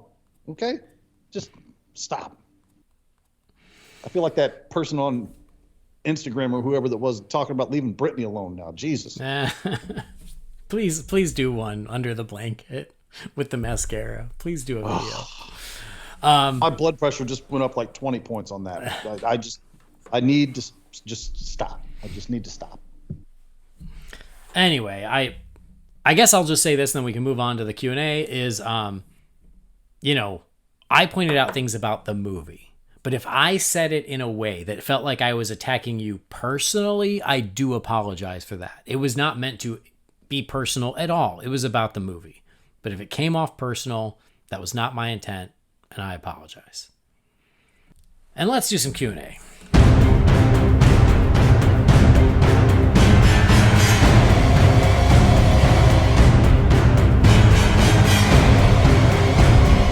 All right, here we go. First email. This is from Hugh Morris. It says, "What's up, my Bat family? I hope you're snuggled into your IMAX seat and about to enjoy the Batman. It's going to be incredible. Another email to follow in about 4 hours. Cheers." So this was during the fan screening, and I just love that Hugh messaged us to let us know he was ready to watch the film. And then 4 hours later, true to his word, he says, "I'm back." Quick email. It was fantastic. I didn't realize how much of a wet Batman I needed. I hope everyone enjoyed. I can't wait to see it again. Yeah, I mean, a wet Batman is different because usually Batman makes me wet. Oh. All right. Let's see here. So I will say this much, at least in acknowledgement of that and so many others. I love seeing the level of excitement that people have for this movie before, during, and after. Yeah. I truly do. And I'm celebrating every bit of it, box office and otherwise. Even if I didn't love the movie as much as so many of you other people did, I am loving Batmania 2.0 here. Yeah. No, I completely agree. Whatever it is at this point. I guess 3.0. Yeah. Exactly. It's, again, I think I said it on the last episode, is, you know, like, I love seeing Batman back on top. The box office is part of the conversation. People loving the movie. Like, oh, it's great. It's great. Batman's our hero. I love that, you know, he is where it's at right now, as it should be. So that's awesome. I saw that Gitesh Pandya account, the box office tracker thing, says 400 million domestic is a lock at this point. And I'm curious to see if that does hold true with the HBO Max premiere date looming. The 45 days. 30 days away now or whatever it is. Yeah. All right, next message from Dave Omlar. It says, "Hey guys, first congrats on the new Harley, Andy. Having raised 2 daughters, I can say with certainty you're in for a fun and exciting ride. The Batman. So much to say, I will have to send multiple emails over the next few weeks. For now, I'll just say that I liked it a lot more than you guys seem to, but it may be a generational thing. I'm old. That said, I'd like to make 2 quick points. Number 1, all the Batman films I've seen have made some good choices and some bad choices. This one is no exception, but for me, I would rank this the second behind Batman Begins for the fewest bad choices in a Batman film. That's obviously a very subjective opinion, but when I think of bad choices in Batman films, I think of the long scenes of bomb-laden marching penguins in Returns, or the convict boat choice in The Dark Knight, the Martha decision in BVS, and about half of the decisions in Rises. I'd like to hear what you guys think are the worst story or directorial choices in previous Batman movies. I assume you've already covered those for the Batman in your full review. Number 2, do you think the success of Joker led to DC buying into Matt Reeves wanting to make a movie that has Batman in it, but is not stylistically a typical comic book movie? This is more of a noir thriller movie with Batman as the detective and a bunch of comic book references thrown in. Do you see DC leaning more in that direction going forward, because these types of movies are less expensive and Joker made $1 gazillion? I'll leave it there for now. Sorry for the long email. The podcast is better than ever. Thanks for the entertainment that all three of you provide. Dave Omlor. Thank you, Dave. And you know what? I should have said this before. For as many nasty messages I got, we also got plenty of very respectful, very nice, very supportive messages. Some that were like, hey, I actually agree with you guys. Some that were like, I don't agree with you guys, but that's okay. I enjoyed the episode. And so it wasn't like everybody was a jerk. So I want to give credit to the people like this, like Dave. He's like, I liked it more than you guys did, but hey, I love the show and you guys are entertaining. Great, I'll take it. For whatever it's worth, I had 2 friends whose opinions I respect tell me I was crazy, but they still enjoyed the episode. Yeah, great. So, whatever. Anyway, so Dave, first question. I don't want to go movie by movie because we have a lot to cover. So just one moment from a Batman movie that you thought was like a bad choice where you're like, I wish they wouldn't have gone there. Jamie, thoughts? Other than John Blake? If that's your answer, that's your answer. I mean, that's the one that immediately popped into my head, but I would say past that, I would say the tonal counterpoint shifts for the Schumacher films from the Burton films. Yeah, I think, and I know that's a really broad generalization, but I think it was too reactionary to the Batman Returns backlash, and I think it was a poor choice in that. Yeah, I mean, I was honestly thinking something very similar. Is like, like they overcorrected, but way too much, and you could have just nudged it back. It didn't have to be what it ended up being. So yeah, I mean, that's kind of where my mind was at too. Here's one that's a little more specific because I just, Catherine and I just rewatched all the Batman movies. We did. And we stepped away from Batman to put in Man of Steel so we could watch Man of Steel, BVS, and Justice League. Zack Snyder's version, of course. Which, by the way, what a freaking great trilogy. But in BVS, I just wish he didn't have guns and where he's blowing everybody to hell. That still bugs me. Where I'm like, oh, you didn't have to go that far. You were. It's like you just pushed it a little too far. So, Brendan? Max Shrek. How dare you? You've got Penguin and Catwoman in a movie. You don't need the overall villain of the film to be some... Anyway. No, I hear you. And also, especially like with the original plan where it was going to be Harvey Dent, like why wouldn't you still just do Harvey Dent? Yep. I get it. And then the success of Joker leading into this more non-comic booky comic book movie. I will say I don't think that because of the Joker they went, oh great, then this is what we want Matt Reeves to do. I don't think so. I think that's more coincidences. I think Matt Reeves is well into his plan at that point. Yes. It's 2019. Yeah, I agree. I think it just so happened that like they are stylistically, I don't even want to say similar, but I get the comparison. So I don't think that they went, oh, Joker made $1 billion. That's how we need to make more movies. I think it's more just allowing that huge range of different types of comic book movies like a Joker that is so different from, say, an Aquaman or a Shazam or the Batman, right? I think right now they're doing a lot and it's all very different. But for me, I think that's really great. But I don't think that they were like, oh, Joker made $1 billion. We need to do more of that.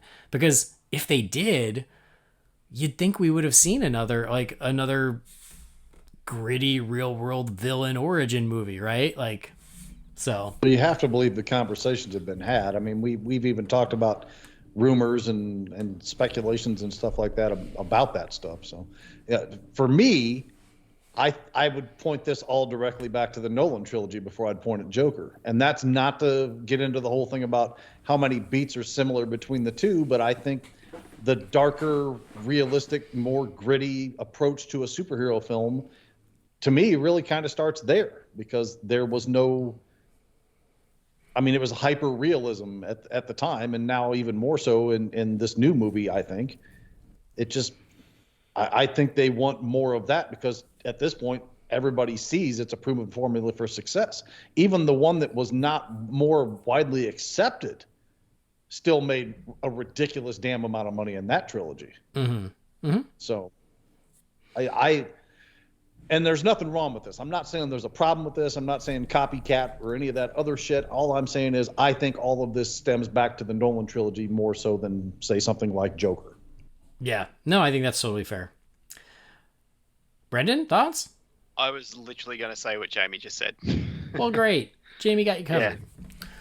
All right. Next message is from Cam Stewart. It says, hey, Jamie, Andy... It says, hey, Andy, Jamie, and Brendan. It's been a while since I've written. Now there's a new Batman movie. I wanted to give my 2 cents. I personally loved the Batman. The only real issue I have with it are the action scenes, only because of my expectations after BVS. Everything else about this movie worked for me. It ranks number 2 only behind The Dark Knight as far as Batman movies. I know you guys were not a fan of the aesthetic or approach of this version of Batman, and I get it. And to be honest, I felt the same at first. But then I saw the movie and everything changed. The way Matt Reeves makes Batman scary and intimidating is second to none. I love how he comes out of the shadows in the first scene in the subway. Also the internal monologue that I've been waiting forever, just like Jamie, to see someone do in a movie. Sorry for the long message. I love the show. P.S. I know you guys didn't like the Batmobile, but you've got to admit, the way it was introduced is the best introduction to a Batmobile ever put on screen. Cam Stewart. Agree to disagree on that last point right now. I will just say that's not even getting into what I didn't like about this Batmobile and its scene. But come on, the '89 Batmobile introduction. Come on, guys. Come on. All right. Yeah. Next. I wouldn't say this is the best introduction to a Batmobile, but I will say it is a very good Batmobile introduction. It's a very loud one. Yes, it's a very loud one. If we're talking audibly, I'll probably concede it. But if we're talking everything else, no, I'm not going to. Yeah. Oh, about that though, you know how you talked about, like why did he go jump in the car?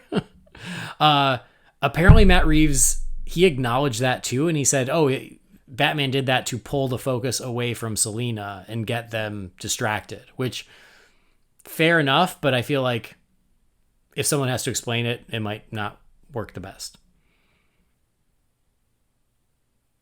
I'm not even going to address it. I could go into a whole thing, but I just don't want to do it tonight. So let's continue moving forward. I just watched 40-Year-Old Virgin this morning. Let's move forward amicably. All right, great. Next message is from Mark Bickford. It says, hey guys, I had a few thoughts on the movie. I actually liked the Gotham by Gaslight batsuit. The dull sheen leather look really helped the oozing out of the shadows effect that they used so well. Although if he has a body armor that can stop automatic weapons fire at close range, and he can also swim in, I'm sure the Marine Corps would like to have a word with him. As you said on the early comments episode, the whole cast was great. I didn't mind the fastback Batmobile, although like you, I hope he makes it look more batty in future installments.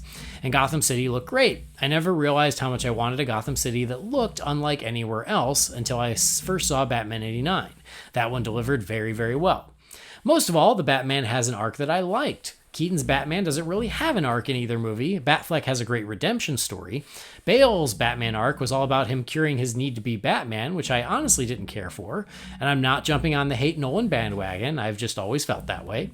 And this journey from vengeance to hope was really inspiring, to be honest. As Jamie said, everything after the flare got lit was excellent. So all in all, I really like the movie. I don't think anything will ever displace Batman 89 as my favorite because that one meant so much to me as a redemption of the character itself, but this may even top Batman Begins for me. A question, even if everything had worked out and Ben Affleck had wanted to make his movie, do you think he actually would have been the director? I realize that actors direct themselves all the time, witness the career of Kenneth Branagh, but those are usually, not to be patronizing, ordinary movies with props and conversations and sets you can see. Superhero movies tend to be so CGI driven, with so much living in the director's head. Could Ben have reasonably directed his film while also delivering a great performance? Thanks for the great show, Mark. All right, Mark, thank you for the message. Thank you for your thoughts on the Batman. I will agree, and I think we talked about this, is we really like this Gotham as well. I think that they found a really nice way to have a a balance of real world Gotham, but with a little more gothic sensibility that feels more unique and more like a character. I think that is one of the a really good thing about this movie. But as for, do you think Ben would have been okay directing himself in a Batman film? Brendan? Yeah, of course. He's a great director. I don't question that for a second. I still wish we had a multiverse where I could go and see the alternate timeline as to what Affleck's movie would have been. Jamie? I think it's far less about the ability or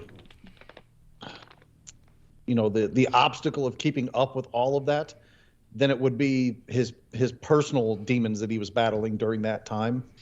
If in a perfect scenario, if Zack Snyder's vision of Justice League is what was initially released instead of what we got, and would have been probably more well received, I believe, and Ben had not had the marital and substance abuse problems that he had, I think he could have done it, and I think he could have done it with flying colors.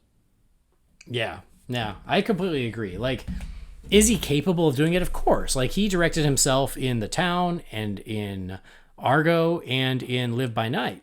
And I love all three of those films. Yes, none of them are as effects driven as something like a Batman movie would be, but it doesn't matter. I still think that he has shown his skill as both an actor and as a director. And yeah, if that's the way it would have gone, I have no doubt he would have been up to the task of directing himself in the film. And really, when you have a Batman versus Deathstroke centered movie, you're talking more about stunt and wire works than you are CGI stuff anyway. So. Yeah, I mean, that's true too, is a lot of the fights would be more practical anyway. Especially with Richard. Second unit directors and stuff like, you know, that do that specialize in that kind of thing. Right. All right, next message is Bat Sam from Boston. It says, "Hey guys, first congratulations on the birth of your little girl, Mazel Tov." Thank you, Bat Sam. She's the best. And he says, second, much less important, I wanted to point out one thing in particular that struck me about the Batman. This is the least superhero Batman we have seen and the most human. Case in point, right after he escapes from the police station, he pauses on the ledge of the building and lets out an audible whoa as the camera pulls back and shows the enormity of the situation. He's still a human being who needs a second to get his head around the fact that he's about to jump off a building. It was that slight pause before he jumped that really added to his character. Ben Affleck's Batman had experience under his bat belt, he trusted his gear and his own abilities. We never saw a pause for him. Similarly, Christian Bale's Batman jumped off buildings without a second thought in true superhero fashion. Pattinson's version took a breath to have a holy shit moment and then jumped. Jumping off buildings is something I expect superheroes to do. The Batman paused even for a split second was highly unexpected, and I loved it. One other point, this flick was so based in realism, I don't see Superman or any characters with powers being introduced into this world. Not that it needs it. I just selfishly want Superman in everything. Best, Bat Sam from Boston. Thanks, Bat Sam. Always good to hear from you. We'll do last point first. I agree with you. I don't see Superman in this world either. And I think that someone even asked Matt Reeves, and I think he said essentially the same thing. It's like, yeah, no, like it wouldn't fit in this world. So I would expect the same, guys. Agreed. I can't comprehend for the life of me that Reeves is even going to take a shot at that. Yeah. Someone did do some cool fan art that I saw the other day, though, with Pattinson's Batman and Hecklin's Superman. Yeah. It looked cool. I could never see it happening, but the artwork looked awesome. Yeah. Could you do it? I think you could. I just don't think that he has any interest in it. Yeah. As for the moment where he's kind of overwhelmed or scared from jumping off the building, I feel like that is very much like going, oh, this is year 2 Batman. He's still figuring it out. He's still, I was about to say, he's not fully Batman yet. He's still figuring it out. So that was the way I took it. And honestly, I don't have strong feelings about it one way or the other. Sounds like it really worked for you. I just was kind of like, oh, okay. Like didn't move the needle for me one way or the other. But guys, I don't know if you guys liked that or didn't like it, didn't care. Well, first thing I want to address is Brendan. When he said Mazel Tov, did you immediately go to Marvelous Mrs. Maisel? Yeah, has your wife been watching it? Oh my God, that episode had my wife and I just dying laughing. Anyway, such a good show. If you know, you know. Yeah. Anyway, I did not care for that particular choice in the scene. I understand and respect all the points that you made in saying that you liked it. For me, it's almost the exact polar opposite. But, I didn't mind that nearly as much as what followed immediately thereafter. That squirrel soup thing still just bugs the hell out of me from start to finish. But whatever. Menus at restaurants. Yep.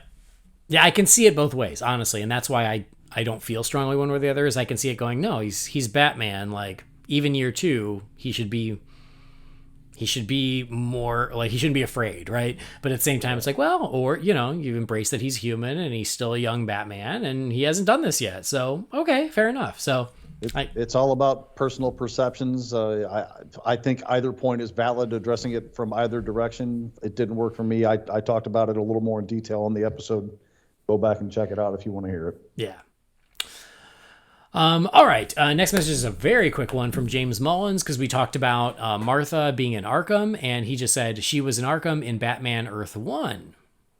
Cheers, James Mullins. That's right, yeah. I couldn't remember which comic it was. I couldn't either, and I thought it was maybe more than one, but all right, Earth 1. Is Earth 1 one of the ones that everybody was saying was like a heavy influence on this as far as like design and concept and everything? Yeah, okay. Yeah. Because I still haven't read it. That's why I was asking. That's the Jeff Johns. The first 2 issues are great. Yes, agreed. The first 2 books are awesome. The third book, not so much. Did Morrison write those? No, Jeff Johns. No, it's Jeff Johns. Oh, okay. Yeah. All right. Next one's from our old pal Joe Forno. It says, "Hey guys, Andy, Jamie, Brendan, if you haven't lost the will to continue after the backlash to your review episode." Yeah. It was touch and go for a minute. He says, "First, I want to say I love you guys, and everything I say comes with respect, but I disagree with a lot of your comments on the film, but I respect and even understand a lot of your points. I don't even need to go into that because that's not necessarily what I want to ask you. I'm someone who admittedly just enjoys things. I don't overanalyze or critique, but I also understand when someone can't help but see faults in something like you guys have and can't see past it. But I also welcome this kind of criticism, even for a film I love, because it's a welcome inverse of how we all felt for the Snyder films. Why is it that those that loved the Snyder films were wrong to blindly love them, despite criticism, yet for this film, if you attempt to criticize it, you're the one who's wrong? It's a terrible double standard and feels like the justification is always box office or Rotten Tomatoes, which I think is ridiculous. I'm relieved I'm the type of person that can just enjoy every corner of this constantly bickering fandom. I know this is long, I'm sorry, but I look forward to you discussing, and I hope you guys can find more enjoyment with this one as time goes on. And if you can't, we have plenty more to look forward to. Regardless, keep up the great work, Joe Fornerado." Oh, thanks, Joe. Thank you so much, and appreciate He's one of the it. people that called me crazy. Well, Because he knows you. yeah, We all I know mean, you're crazy. he's not He didn't mean wrong. a damn thing by it. I know that, but he and I had a nice little private chat conversation that we both took a jab here and there at each other, but it was no big deal. It was all done in fun. That's the kind of conversations I look forward to having, even in disagreement, because I know it's never going to be anything except for maybe a ha here and there. Yeah. Yeah. So. Yeah, and Joe sent me like a very cool message of just being like, "Hey, I liked the episode, and again, like, I see some of your points, and none of it bothered me, and great, that's how it should be, right? That's just how it should be. We don't agree, we're Batman fans, it's all good, great, But so why? I guess the question is, why those that love the Snyder films are wrong to blindly love them, but in this film, if you criticize it, then you're the one who's wrong. Oh man, I'll just say, fandom is full of double standards based on which side you land on, and that's just the way it is. The internet lives in extremes. I say it all the time. Things are only the best thing ever or the worst thing ever. There is no middle ground, which is why we did a 3-hour episode, 2 hours which were positive things, and people only heard the negative.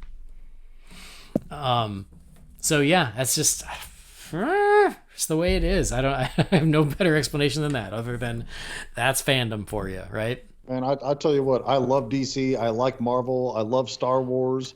And I see nothing but constant bickering among all of these fan bases, and it just gives me a headache. Mm-hmm. It really does.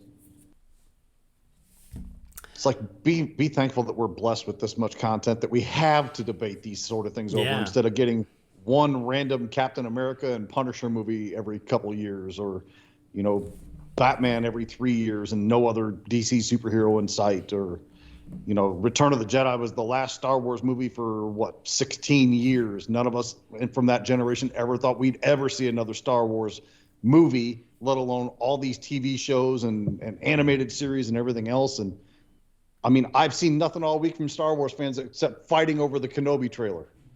It's stupid. Do you know what my favorite thing about being a casual Star Wars fan is?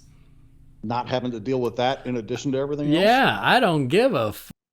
I watch what I like, I ignore the other stuff, and I don't feel that strongly about any of it. I do, so it's nice. Here I am in the thick of that, among other things with other fandoms. Thankfully, I don't have to deal with any of the Star Trek stuff, because like you, Star Trek ain't my thing, so I don't have to put up with any of that. But apparently there's been infighting in Star Trek for like 50 years. So. Mm-hmm.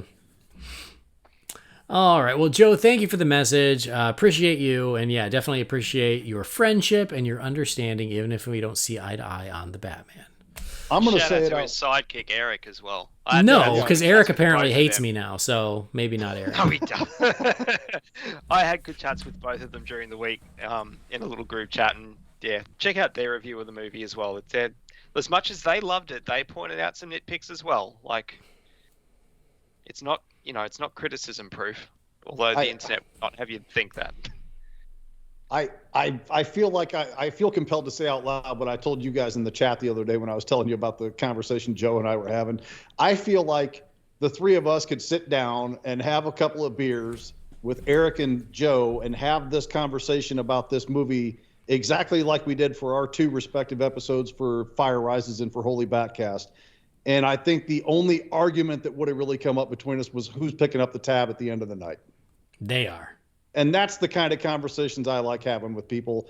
And I welcome that sort of thing, because I know it's never going to get disrespectful. It's never going to get overly heated. It's just friends talking about shit that they liked and disliked. And there's still respect regardless, Mm-hmm. I appreciate that. So hats off to Fire Rises, Joe and Eric. You guys are all right. For sure. Thanks, Joe. Thanks, Eric. All right, next message is from Alec Metallic. Oh. He says, I loved the Batman, however, I'm not blind to its flaws. They didn't bother me too much because this was my first Batman movie in theaters, so I'm a little biased. But my question is this. Since it's left up for interpretation, do you think the Riddler knows that Bruce is Batman? If so, what does that mean for future movies? All right, Alec, thank you for the concise message. That's wonderful. You get bonus points. Not as concise as James Mullins, which was like 8 words, but concise nonetheless. So this is a good question, because I feel like I have seen a little bit of back and forth on this. Brendan, what do you think? Does the Riddler know that Bruce is Batman? I don't think he does. I think because of the way the trailers wanted you to believe that he did, I think that could be where it's coming from. But I don't see the point, if he did know, of him not outing him, because he's not the Joker in the way that he wants him, you complete me, that sort of thing. Like, he doesn't want to kill, he doesn't want to kill you. He wants him to keep being Batman. Like, the Riddler had no reason to not out him if he did know. Mm-hmm. So yeah. Jamie? I feel like it was a little bit of convenient misdirection from the way the Bruce Wayne stuff was plastered near the Batman stuff. My personal gut feeling would be no, he does not know, but maybe there's a back door open for him addressing in a sequel down the road. I thought maybe that you could have been Batman, but then I thought, no, you couldn't, because of this reason or that. But now I realize that it couldn't have been anybody else but you. Like, I feel like the door's open for him to draw that conclusion later, but right now as it stands, no, I do not think he knows. Yeah, I agree with both of you guys. I don't think he knows, because I was actually paying very close attention to that aspect of that final conversation between the two of them, because I thought I was clear on it, and then I saw some of the conversation, so when I went back, I was like, no, I got to really pay attention. And the movie, and this is, I think, where the confusion comes from, the movie is trying to misdirect you. Because yes, when he's standing there and he just starts going, Bruce Wayne, Bruce Wayne. And you see Pattinson's eyes, and he looks up at the security camera. He's like, oh God, they're going to see, they're going to hear who I am. And he knows that his secret is out. And then the Riddler goes on and on about Bruce Wayne and an orphan, and you want me to feel bad for the orphan with the money. And then he goes, he's the only one we didn't get. And that's where you go, oh, like, so they were tricking us along with Batman himself into thinking that the Riddler knew. And then once Riddler said he's the only one we didn't get, you go, oh, he still doesn't know. So that's how I took it. Clever writing. Yeah, that's how I took it. All right, next message. This one, it says it's from Brendan DeGenova Jr., so I don't think this is his real name. It's our son. Someone from the future. It's our son. Yeah, it's great. We adopted him. Did he bring back a copy of Jaws 19? Oh, man, I hope so. But the shark still looks fake. All right, here's what he says. He says, what's up, Holy Bat fam? A few things about the Batman. At the beginning, when you hear his footsteps from before beating up the gang, it reminded me of the Bear Jew from Inglourious Bastards, which are both great. Also, I think the difference between the Batman and the Dark Knight is that when the average moviegoer leaves the theater, they'll probably say, that's a good Batman movie. But when they left the Dark Knight, they probably say, holy shit, that was a great movie. But not a Batman movie. A movie. I hope that makes sense. I kind of get what you're going for. I kind of get it. It does. Yeah. All right. Fair enough. Next time, use your real name so we can know who you are. But that's okay. All right. Next message, just because we have a lot. Next one's from Michael Petzold. It says, greetings, Jamie, Andy, Brendan. It's been a long time since I've written, and I need to rectify that with my quick thoughts on the Batman. Personally, I liked it a lot, though not quite as much as the Nolan trilogy. The hyperbole was very strong with this one, and though I agree with what most people are saying, I can't get on the same boat with them on a couple of things. Number one, the damn squirrel suit. You mentioned this in the review, and I was nodding my head like a madman. It was so unexpectedly stupid. It gave me it gave me similar vibes to the Dr. Sartain moment in Halloween 2018. I think you know that moment. Oh, we know that moment, Michael. Yes. Why you got to bring the room down with that? Oh, shit? Man. Yeah. Triggered. Number two, they say the Batmobile chase was the best one ever, and I disagree with that as well. Though I thought it was fun, it's not in the same zip code as the Tumbler chase in Batman Begins for me. Overall, I gave it a solid... Yeah, I would agree with that too. Overall, I gave this movie a solid 8.5 out of 10. A great Batman movie, but not quite as good as the Nolan trilogy. Another thing that came to me after watching was I felt it was the scariest Batman movie. That got me thinking of a Batman movie that could be a full-fledged horror movie. Not sure of what the storyline would be, but I'd love to see a Batman movie with Scarecrow, Dr. Hugo Strange, and another villain I never heard of until I looked him up named Cornelius Stirk. If you don't know, you can look him up, but once you do, I think you'll see where I'm going. Anyway, congrats on the new baby, Andy. Glad your family is safe, Brendan. And Jamie, keep being awesome. Keep the signal shining bright. Michael Petzold. Michael, thank you so much. I have to look up Cornelius Stirk. Should I know who that is, guys? Doesn't sound familiar to me. No. Yeah.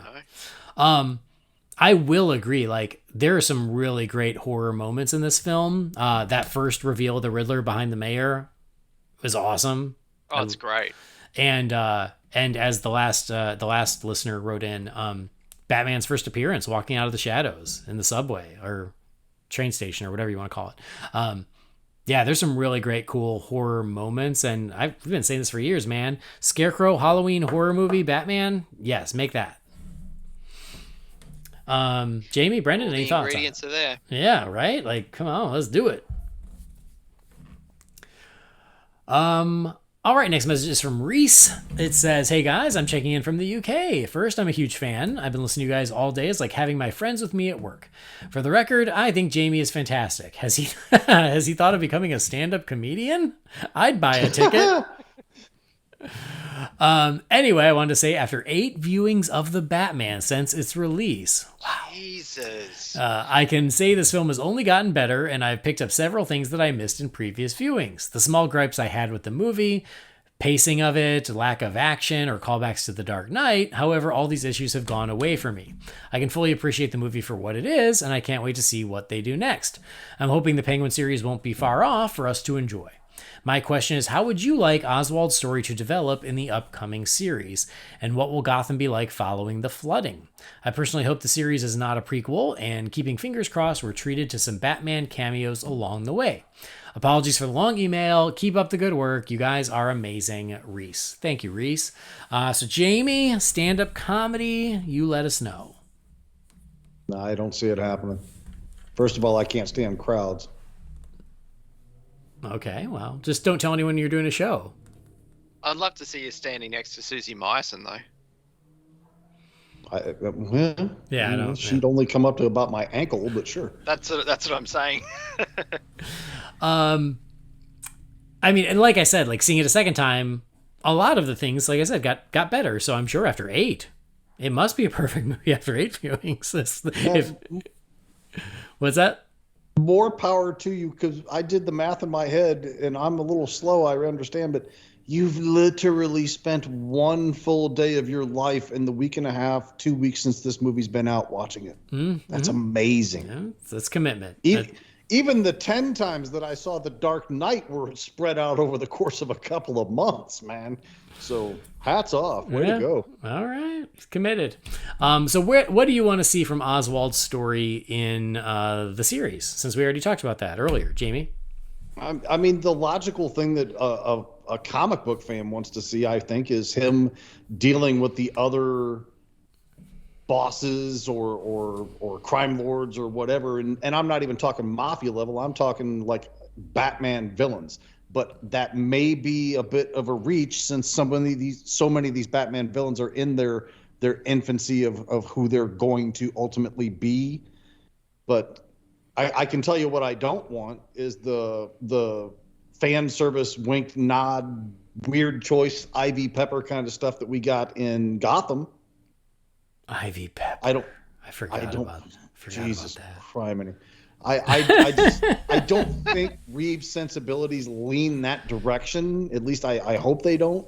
So I don't think that's what we would see. But I mean, ideally, what I want is Penguin dealing with, as Brennan said, Black Mask or Riddler or Joker. And I know some of these guys are locked up or whatever, but Scarecrow, any of these guys that are out there, I want to see him interact and deal with them and kind of become the overlord or the kingpin of Gotham. Mm-hmm. Brendan, thoughts? I mean, it's got to be a mobster show, surely. Like I said before, you bring in Maroni, bring in Black Mask, like these other crime families and organizations, and it's a struggle for power. It's, it's The Godfather, it's Goodfellas, it's that kind of thing, but in this world of comic books that we love, like The Sopranos or something. That's what I think you've got the potential to do. Mm-hmm. Yeah. I've never watched The Sopranos, so I don't even quite. Great. I've heard that. I believe you. I just haven't. Yeah, it's just not one I've ever done. But yeah, it is a mob show. It is about his rise to power, but I agree with everything you guys said. Is like he's not going to be the only one trying to take over Falcone's kingdom. So there's going to be a rivalry there. It might as well be with someone like Black Mask. I like the idea of having nods or mentions to what else is happening in Gotham. I don't, obviously they're in a rebuilding period after the flood, so that's going to be a big part of it. The mayor, I hope they get the mayor to be a part of this, so we keep that continuity. I think you could have Jim Gordon show up in this while him coming and leaning on Oz. Yeah, I think the more it organically connects to the film, the more I'm going to like it. And I think some of those smaller cameos would help. But yeah, it's him truly becoming the Penguin. And I hope that at a certain point he treats himself to a top hat. Maybe an umbrella. Maybe an umbrella with a gun in it. Some spats. Yeah. The umbrella doesn't need to, shoot purple smoke. Needs a helicopter. But he needs a helicopter. An umbrella that does something. Come on, it's not that hard. Helicopter umbrella. It must be. Yeah. All right, next message is from Nathan Toy. It says, "Hey guys, I just finished your review episode. I'm higher on the movie than you guys, but not super far off.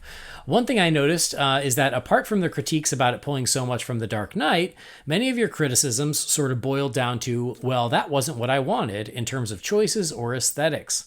I just wonder if for the next movie, maybe a better strategy would be to go in open and just sort of evaluate based on the execution of what they're going for and not create in your own mind what you think a perfect Batman movie would be and then knock the movie for not being the exact product you desire." Nathan, thank you for the message. And I'll just say that is what I did. What you're saying, it is what I did. In fact, when we were having the conversation on the review, I even stopped Brendan and I said, hey, we can't hold this movie. We can't hold it against this movie that it's not the movie we would have made. So my criticisms... we agreed on that at the point in that episode. Yeah. So the criticisms I make isn't, oh, that's not what I wanted. It's literally choices they made in this movie. It's not about the movie I made up in my head. I very consciously not to do that. To the point where y'all knew I didn't love a lot of the designs going into this movie. In our review, I didn't bring that up at all. Those were not the things I was holding against the movie. It was things within the movie itself. So I really feel like I did do this. And if that didn't come across, I need to be clear. But I don't think what I was holding against it was just the movie I would have made. I don't. If I graded the movie based on what I wanted to see as opposed to what we got, it wouldn't have gotten a B+. Mm-hmm. Yeah. No, it's one of those things where again, the aesthetics, we talked about it, but going into it, again, I'm like, it already is what it is. I've already accepted it. It's fine. It is what it is. That's not what I'm going to judge the movie on anymore. I'm going to judge the movie, the experience I have going to the movie. And if it was truly us just holding against the movie the movie we would have made, all of us, even Jamie, none of us would have said, man, when it started, I thought they made the best Batman movie ever. I don't think we would have said that. No. It was things that happened along the way that I went, oh, okay, like that, So, I guess I'll just kind of defend myself in that instance. Jamie, anything to add? I mean, I couldn't write a Batman movie if I had to, so I wouldn't listen to myself talk about what I wanted anyhow. And I mean, and I did bring up the points of the things that I do want in a movie, but at the end of it, I said, but I can't judge this movie on that, and I don't think I did either. No. I mean, we discussed things, but that wasn't what we judged it on. Yeah. I probably have made comments throughout the couple of discussions we've had on air. Sure, there's maybe a couple things that I would rather they did differently or what have you, but I really think that my overall judgment of the film is based on the finished product, not the I wish this is the product we'd gotten. Mm-hmm. Yeah. I let go of the product I wish it would have been from the first time I saw the Batsuit, honestly. I was like, oh, okay, this is not going where I thought it was, and this is not going where I would have taken it. So, all right, next message is from Jed Baker. It says, hey guys, I just wanted to say we don't fully agree on the Batman. Therefore, I'm going to set fire to all of my podcast listening devices. Smart. The fire rises. As well you should. He says, in all seriousness, anybody that's upset with your review needs to drink a cup of concrete and harden the F up. I've never heard that, but okay. Hey, somebody write that down for me. Have you never heard that? Okay, see, this has got to be an Aussie that wrote that, because that is a well-known expression over here. Really? Okay. Oh, yeah. I've never heard that. Years. It's just now shortened to have a cup of concrete. Huh. I'd never heard that. It sounds like he's from the UK, actually, based on his email address. That could be, yeah. That's Australian without the criminal record. Exactly, right. That's exactly right, yeah. He says, I have a question. Do you think that Falcone's death would have had more of an impact if the Penguin hadn't started pulling out his gun a split second before? Once he reached for it, you're expecting it to happen. Anyway, congratulations, Andy, on the birth of your daughter, and good to hear that everything is good with Brendan. with the floods. Cheers, boys, Jed. Thank you, Jed. You're not even hearing this because you've set fire to everything, but maybe we'll send you a small audio cassette and you can listen that way. Anyway, what do you think? Falcone's death, would you have preferred it if the Penguin hadn't pulled out his gun prior, Jamie? That's an interesting perspective, but I don't know that makes a difference for me overall in the scene. Like, you half expect him to bite it anyway because he tells him right before they get outside, whatever I know or whatever you have on me or anything else, I'm taking it with me. Mm-hmm. I mean, to me, that kind of indicates something's about to happen anyway, in the whole foreshadowing thing and storytelling. Mm-hmm. But I'm good with it, good without it. I don't think it makes a difference either way there. Mm-hmm. Brendan?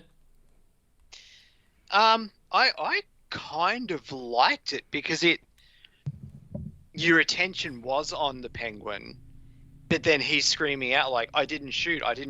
And that sort of raises the question. It's like, well, who the hell did? Mm-hmm. Yes, I liked that it went down the way that it did. Yeah, I didn't have an issue with that scene at all. And I liked the confusion. I thought that was great, Yeah. So yeah, I dug it.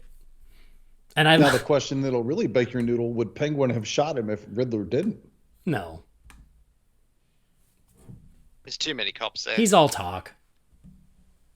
He's not the big head honcho. Did he say, was it Blackgate that he was going to? I think so, yeah. He said it'll be his last night anyway, so I think Falcone was gone no matter what.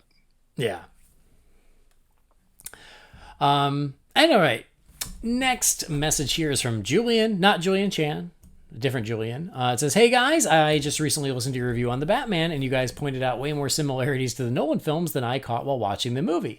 But if I'm being honest, I really don't have any issues with it. For me, the positives of the movie outweigh the negatives. I absolutely loved the movie to the point where I'm willing to call this my favorite Batman movie. I loved how Batman was in it for the majority of the runtime and that it focused more on his detective side, which I don't think we've ever really seen to the extent that this movie did. The only complaints towards the movie I find myself having to agree on is the fact that Batman is bulletproof, but even that I can forgive a little bit because they showed that in the trailers, so I was expecting it. And the Batmobile introduction absolutely sent chills down my spine, but again, I was one of the people who actually liked the design before seeing the movie. I do kind of wish we had seen more Alfred, but the scenes we had were great. I know we're probably going to get a sequel, so I'm super excited to see what direction they take. Anyway, sorry for the long message. Thanks for the always awesome content that you guys put out. It makes my days at work go by so much faster. All right, thanks, Julian, and appreciate your thoughts. There's no real questions in there, but appreciate your thoughts and glad you're loving it. Glad the Batman is your favorite Batman movie. That's awesome. A lot of that sentiment going around. That's why I say Batmania 3.0. And even if I don't think it's the best one, I'm all in favor of you guys that think it is. Mm-hmm. Cool. I'm sure people thought I was nuts when I dragged every damn relative and friend I could to see The Dark Knight. So I get it. No. Mm-hmm. All right, next message is from our pal Jim Scroggs. It says, hey guys, this is funny. He said, in my opinion, Selina could have been cut out of the film entirely and replaced with a good cop to get information from Gil, and then you lose about 45 minutes of runtime, and I think the movie would work more. I did like the detective parts, Daniel's performance, and even how it felt like I was playing the Arkham game with the Easter eggs. He continued, Zoe's performance was fine, but I just didn't think her character was necessary. Jim. Thanks, Jim. So there you go, Jamie. A really smart guy said that about a week ago. Someone is with you. How about that? What's funny is that he sent me those messages, and then like a day later, he messaged me going, I just listened to your episode, and when Jamie said the same thing, it made me laugh. So there you go. Now you're two. The only two, but... Here's the thing is... Like I said, I understand the point. There is a version you could have done without her, but I liked her so much, I don't want to give her up. That's just it. I don't mind that she's in the film. I think her performance was great. Her unmasked look was great. I mean, I really liked her in the film. I don't think she was necessary to the overall story. And I know that's probably a really broad generalization, and, you can go about all day. Jim, meet me at the pub. First round's on me. All right, next message is from Carl Johnson. It says, hey guys, it's been a while, but I wanted to take a moment and congratulate Andy and Brendan on becoming dads. My wife and I have been fostering a 1-year-old since November, and we're head over heels in love, and we hope to adopt. While I'm bummed that you guys didn't like the Batman as much as I do, I can completely understand your problems with the movie, and I promise I won't yell or scream. Besides, I'm much more angry at you guys for other reasons, namely Andy and Jamie's love for all things pumpkin and Brendan being Australian.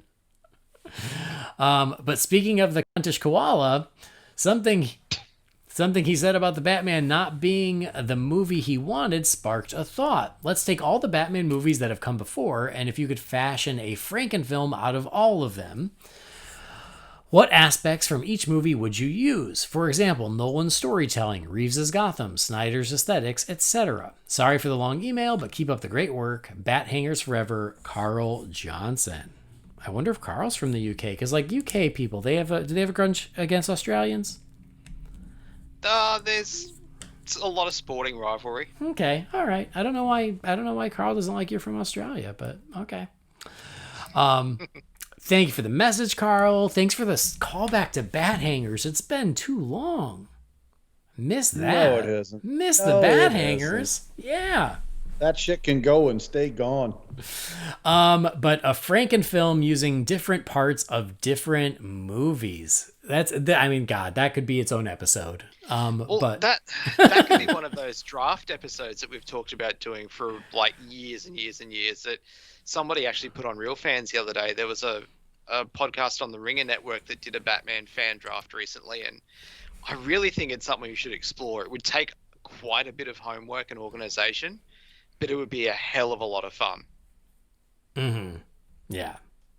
When we start getting paid for this show, like legit all three of us can quit our day jobs paid, then we can start doing stuff like that.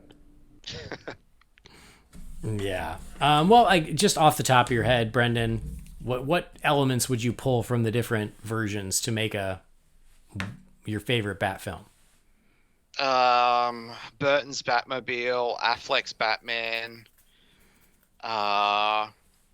probably Reeves' Gotham, actually. Mm-hmm. So far, I'm with you. I'm with you on everything. Keep going. Nolan's villains, maybe. Okay. Can I also throw in Snyder's action? Oh shit, yeah. Yeah. Yeah, that's all I can think of off the top of my head anyway. No, I'm good with all of that. I would say I'm good with all of that. I would just say Nolan's villains, but with like maybe a Snyder aesthetic makeover, or even a Burton aesthetic makeover. No, yeah, I'm with you there. Jamie? I'm just going to say The Dark Knight because, well, me. No, seriously though, I would go pretty much most of the choices he made. The only switch I would make is I'd go with Burton's Gotham over Reeves. Mm. And I know it looks a little soundstagey or miniature set or whatever like that, but to me, it just looks so awesome. Yeah. And even to this day, nothing has even come remotely close to triggering any kind of like. I respect that everybody does their own thing. Chicago, Pittsburgh with Nolan, or the stuff that Reeves was doing in his movie here.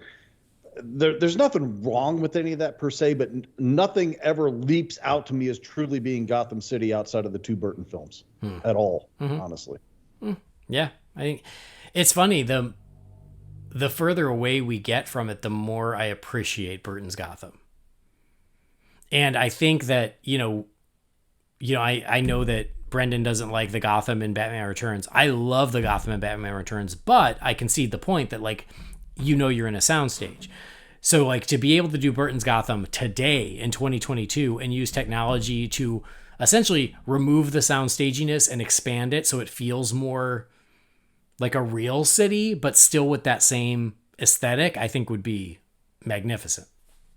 And the only thing that for me that holds 89 back that little, and it's only a nitpick, but it's because it is not a soundstage, sorry, a backlot. It is sort of like the same three streets. Yeah. over and over and over. And that's what I liked about Reeves is I feel that, I mean, obviously technology and everything too, but I feel that it has that real gothic look and feel. It doesn't, kind of feels like it could be a real place, but it's, it's not that hyper realism that the Dark Knight trilogy didn't really have. It was just realism in terms of Gotham, apart from the Narrows in Batman Begins. I will say that, but I just feel it did what those two movies couldn't do really well. Yeah. All right, next message is from our pal Paul Shanley. It says, "Hey guys, I'll try to keep it short for the record. I hated the costumes in the Batman when I first saw them, but I got over it after I saw the movie. I guess your mileage will vary. I think you made some valid points about the Dark Knight being too much in the DNA of this, but I look at it this way. I think some of it has to do with both films borrowing a lot from Seven, and I think that's fine. Genre films often take other movies and bend them through whatever lens the film is using. Nolan lifted heavily from Heat as well for The Dark Knight, for instance. Also, I think there's an element of Reeves and WB looking at the last time there was a Batman movie that everyone liked and no one complained, and they took what worked for The Dark Knight and ran with it. And I personally think that's fine. In my opinion, this film does a masterful job of taking what worked and building on it and gives us a Batman that is dark, driven, flawed, but ultimately heroic. I love the world that they've created, and I think this franchise is in terrific shape. Thanks for always, for all that you do, and I'm looking forward to your thoughts, Paul." Thanks, Paul.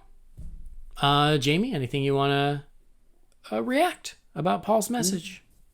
No, I'll even go so far as to say I'll co-sign the thing about the aesthetic looks of most of what I saw, and I'm never going to concede that goddamn car. I'm going to just say that out loud right now. But like the costuming and everything else, like I'm over that. Like, did I love it? No, I didn't. Did I even like some of it? No, not really. But the movie was good enough that I was invested in what was going on more than I was the appearance of the Bat costume. I'll co-sign everything that you just said. Yes, just all of that stuff. But piss on that car. Okay, I don't co-sign that. That's not quite there, but I agree with you. Is like, yeah, and like I said just a few minutes ago, I'm like, I had already accepted it by the time I walked into the theater. It is what it is. It ain't gonna change. Go with it. And that's where I am. It is what it is for this movie. I still like the movie. And I hope that because, as Reeves said, they're not quite the one, they're not quite the characters you've come to know. Next time, they can evolve. And I look forward to that. Brendan, thoughts? Kind of cut and paste what Jamie said, except my piss on is still the look of the Riddler. That's something I just can't. I've tried and tried and tried. It just doesn't work for me on any level at all. If he hadn't been the terrifying thing that he was, particularly in the first third of the film, I would probably still ride that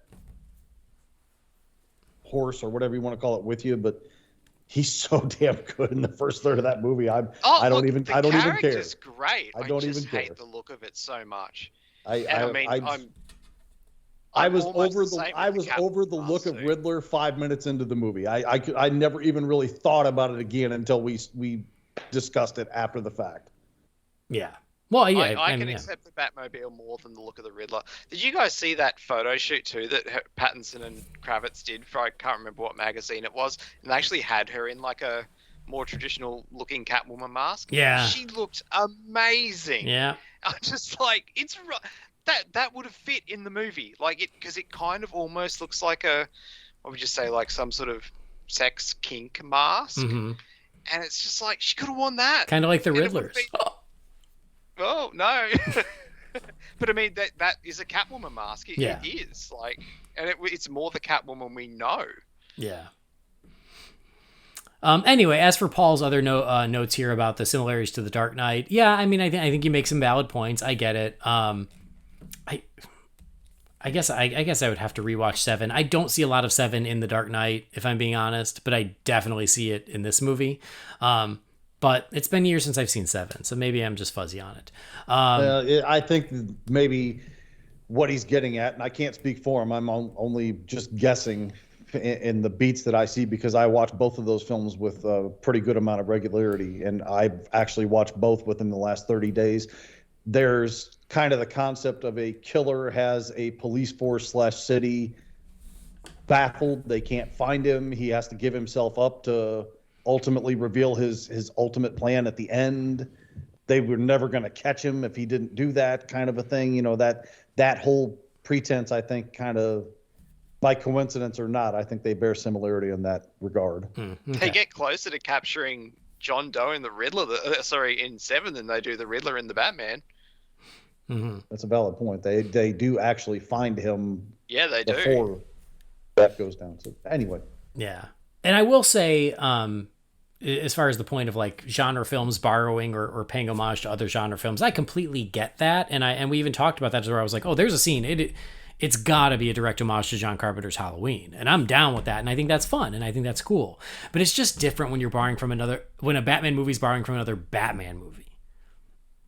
It's just a different thing. And there's a difference and it's more distracting. and Batman just doing Batman stuff. They're two completely different things. Yeah. So, but I get your points, and that's fair enough. All right, next message is our old pal Stuart from Guernsey. It says, hey guys, I'm going to put you on the spot and ask where The Batman would fit on your list of live-action Batman movies. For me, it would be number 7, in between Batman Returns and Batman 66. It may change over time, but that's how I feel it sits right now. Anyway, I hope you're doing well and that you're all safe and well. Stuart. Thank you, Stuart. Well, I know that we all put it in our letterbox, didn't we? I've added it. I have too. And I have to say what we said in that ranking episode, which is everything except the bottom 3 I really like. So I will say that. But for me, it's still pretty low, and I like it a lot. I do like it a lot, but for me, it's still under The Dark Knight Rises. It's like because now we're up to 12. For me, it's number 9 out of 12. So I put mine in between Forever and 89, so mine comes in at 5. Okay. So just around that halfway mark. Yeah. Jamie? Mine's also at number 9. I have it just above Theatrical Justice League, just below 66. And honestly, on any given day, I do think I could switch this and 66 around. But as I was putting that in there, I just felt right now, I think I would watch 66 before I would watch this again. And again, as I said doing that episode, there was only one film on that list that I hate. Everything else I liked to love to some degree or another. Yeah. Well, and again, I reiterate what I said about this on the review episode. I really like this movie. I just don't love this movie. Yeah. Well, and that's what's like right now. It's like for me, it's vying with Dark Knight Rises for that number 8 slot. And for now, I feel like Dark Knight Rises edges it out. But I've only seen it twice. You know, time changes, and again, I still really like it, and I like it even more than I did last time. So. See how it comes out, but that's where I've got it right now. The thing that got it into 5 for me, and it is something we talked about a bit last week, is the fact that despite the things that we might not like, Batman is Batman in this movie for 90% of the screen time of a 3-hour movie. Yeah, that goes a long way it does. with me. Mm-hmm. The fact that it is 3 hours will hurt its rewatchability with me, but you know, that has a lot of goodwill for me. Yeah. All right, next message is from Tom Fallows. It says, hey guys, hope you're doing well. Andy, congrats on the birth of little Harlan. I loved the Batman review. I kind of feel like I fell in the same category as you guys. I liked the film, but I didn't love it. I loved the fact that this leaned on Batman's more detective side and was more of a detective story. My question is, what villain that hasn't been used in movies would you like to see Matt Reeves adapt? Also, I agree with Brendan in that they should finally do a Bat family and not just Robin. And not just Robin to adapt to the Death in the Family, which from interviews with Robert Pattinson may be the case. What Batman ally would you like to see in the Reeves movies? Thanks, Tom Fallows, Liverpool. Thanks, Tom. Okay, so a villain that hasn't been used in a movie that Matt Reeves could adapt, and then a Bat family member. Brendan? The villain that always pops into mind, I always forget has been used in a live action movie, but it's not a Batman movie, so I don't know if this counts or not. But I do going back to the end of The Dark Knight, I've wanted to see Black Mask in a Batman movie, and we haven't had that yet. And in terms of family, I mean, it's Robin or Nightwing. Mm-hmm. Yeah. Oh, did we mention the Bloodhaven nod in the movie? I don't know if we did, but that was awesome. I just got to say that was cool. Yeah. Jamie? I lost my train of thought. You the Bloodhaven thing threw me because now I'm trying to remember. I know I said it to somebody. It had to have been you because I don't think I've talked out loud to anybody else about the movie. So. Oh, maybe we did say it, but I thought for some reason we forgot to mention it. Okay, so a villain that hasn't been used in a movie that you'd like to see Matt Reeves do. The one that I would truly love to see him do, I don't see him ever taking a shot at, and it kind of hurts me because he's shown me he can do some really dense character work and terrifying villains. And for me, the one that's never been done that really fits that mold is Clayface. You were going to say Clayface, yeah. But do his sensibilities lean towards somebody that could do that where he's not just... And listen, I'm not trying to diss Matt Reeves here, but his sensibilities and his ideas are definitely leaning real world. So would his Clayface just be a master of disguise instead of somebody who could morph into different shapes and people and everything else? And that's not what I want from the character, but I know if Reeves would allow for that fantastical element to enter in, I think he could make a terrifying Clayface, and I think he'd do a magnificent job with it. See, with Reeves' past work, a Clayface or a Man-Bat would be right up his alley, but he's just not going that approach with his Batman. And that's fine. If that's how he wants to do it, that's fine. I'm just saying I don't want him to shortchange Clayface and take away what makes him Clayface just by making him a guy that can, be like Ethan Hunt in a Mission Impossible movie. You know what I'm saying? I don't want that out of the character. And then a Bat family member you'd like to see? I mean, Batgirl, but we're kind of getting that. But she's still my favorite of the Bat family. So yeah, Batgirl. If we can have like 7 Batmen running at the same time, why not 2 Batgirls? Yeah. So for a villain that hasn't been used, because you put the disclaimer, it hasn't been used in movies, that's the tricky part, because most of the major Bat villains have been in movies one way or another. So I guess I'll go with Man-Bat, just because you brought that up, Brendan. I think you're right. We know that Matt Reeves could do it. Look at what he did with Apes. You could see him do it with a Man-Bat. Why not? And Man-Bat in this Gotham, I think, would rule. So I'm down with that. And as for Bat family, you got to start with Dick Grayson. Let's get Dick Grayson on the board, and then we can worry about the rest of the family. But let's start there. Start small. Keep our expectations realistic, but you should be able to do Dick Grayson. As Robin. I guess I should specify, but... Agreed. All right, next message is our pal Stephen Marshall. It says, hey guys, I hope you're doing well. Andy, congrats on little Harley. Brendan, I'm glad to know you're safe. And Jamie, I love you, man. So as you may or may not know, I wasn't really feeling the Batman prior to release. My fears were very much how it looked, been there, done that, and the suit I felt was a step backwards after the comic book. Well, after viewing the film, I mostly feel that my fears were correct. Some of it felt very Nolan, or like he was trying to replicate Fincher. The suit, I'll admit, looked fine at times, but mostly still meh, and one of my biggest issues for me was the Riddler. He felt like a Hush wannabe, and Paul Dano felt to me like he was acting in a different movie than everyone else.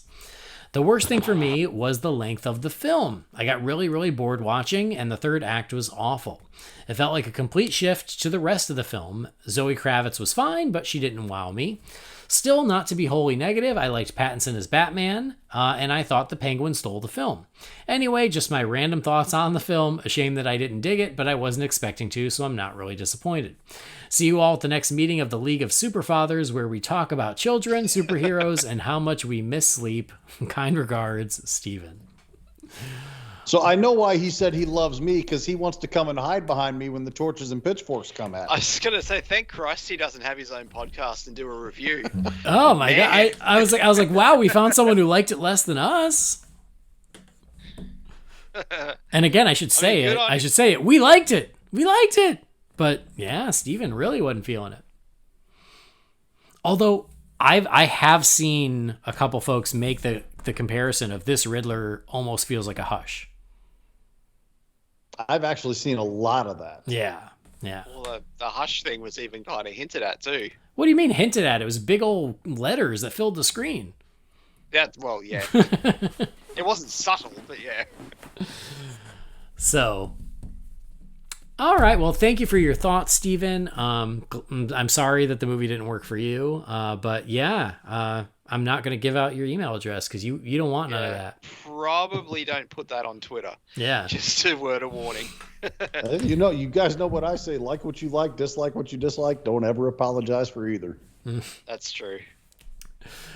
All right, next message is from Cody Cash. It says, "Hey guys, a few episodes back, you mentioned you were silent listeners. I've been one of these for at least 6 years, maybe a little longer, to the point where my wife will ask me what y'all think of different Batman things, like you were old friends.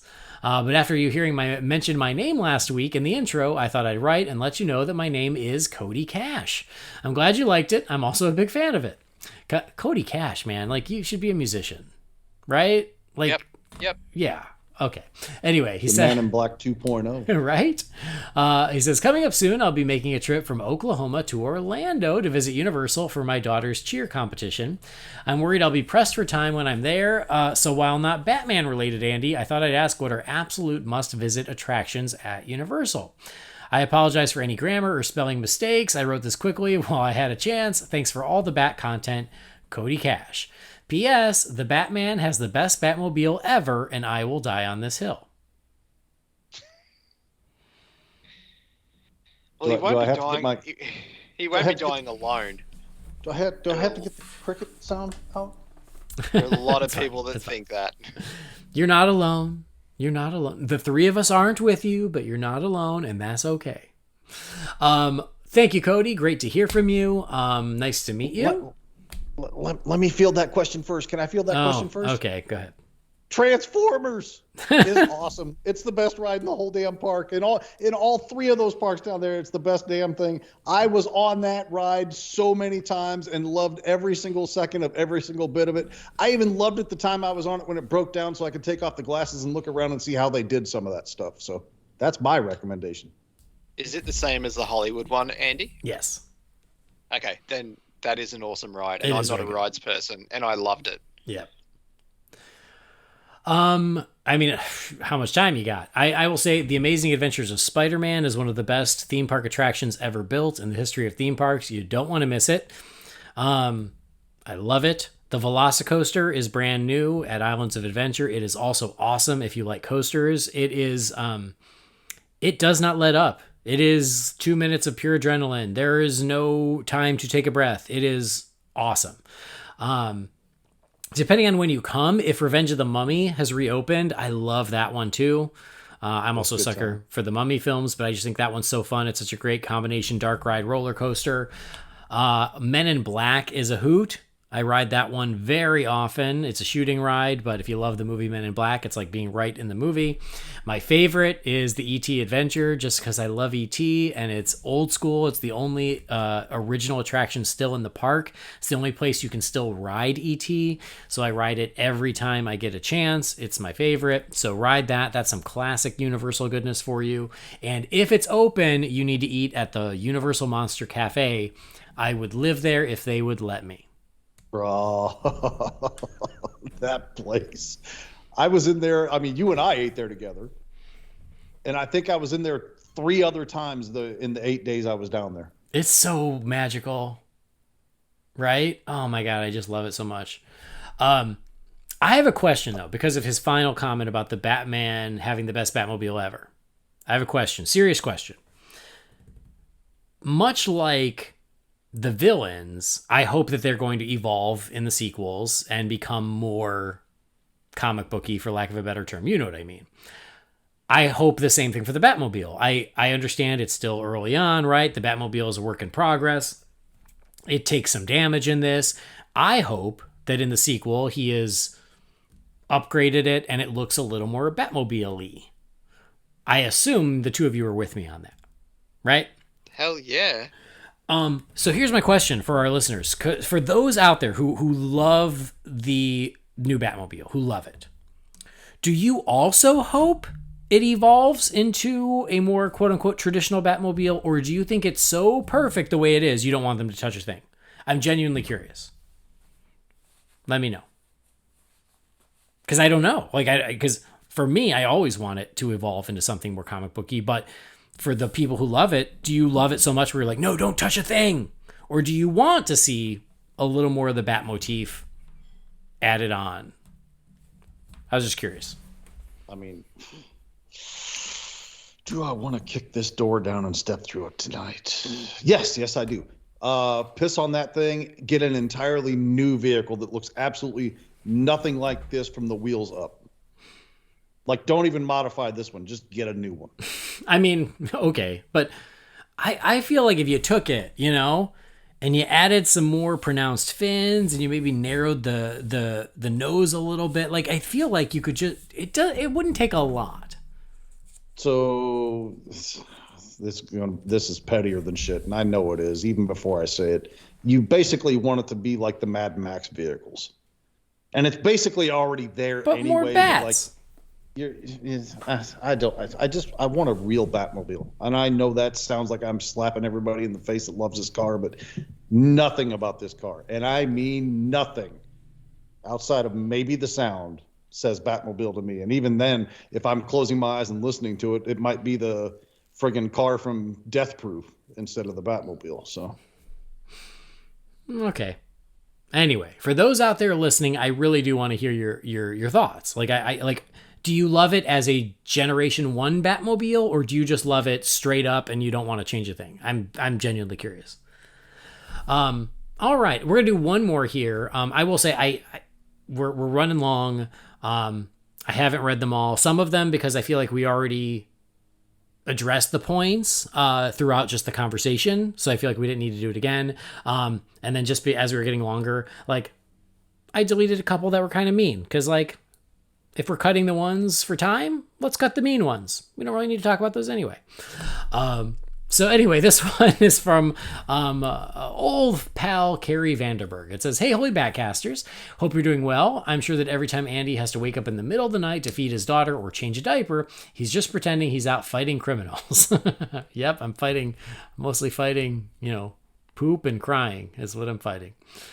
Those are criminals of sorts. He says, "I have two questions. Number one, have you ever discussed Zack Snyder's Justice League sequel storyboards that were released? They detail what Zack would have done for Justice League 2 and 3. If you've had the chance to look at those, what do you think of the story that Zack was going to tell? Number two, in the storyboards, the Riddler is the one who solves the anti-life equation before Darkseid makes it to Earth. So who would you have wanted to be cast as the Riddler for Zack's Justice League and possibly Ben Affleck's Batman, assuming the character would have appeared?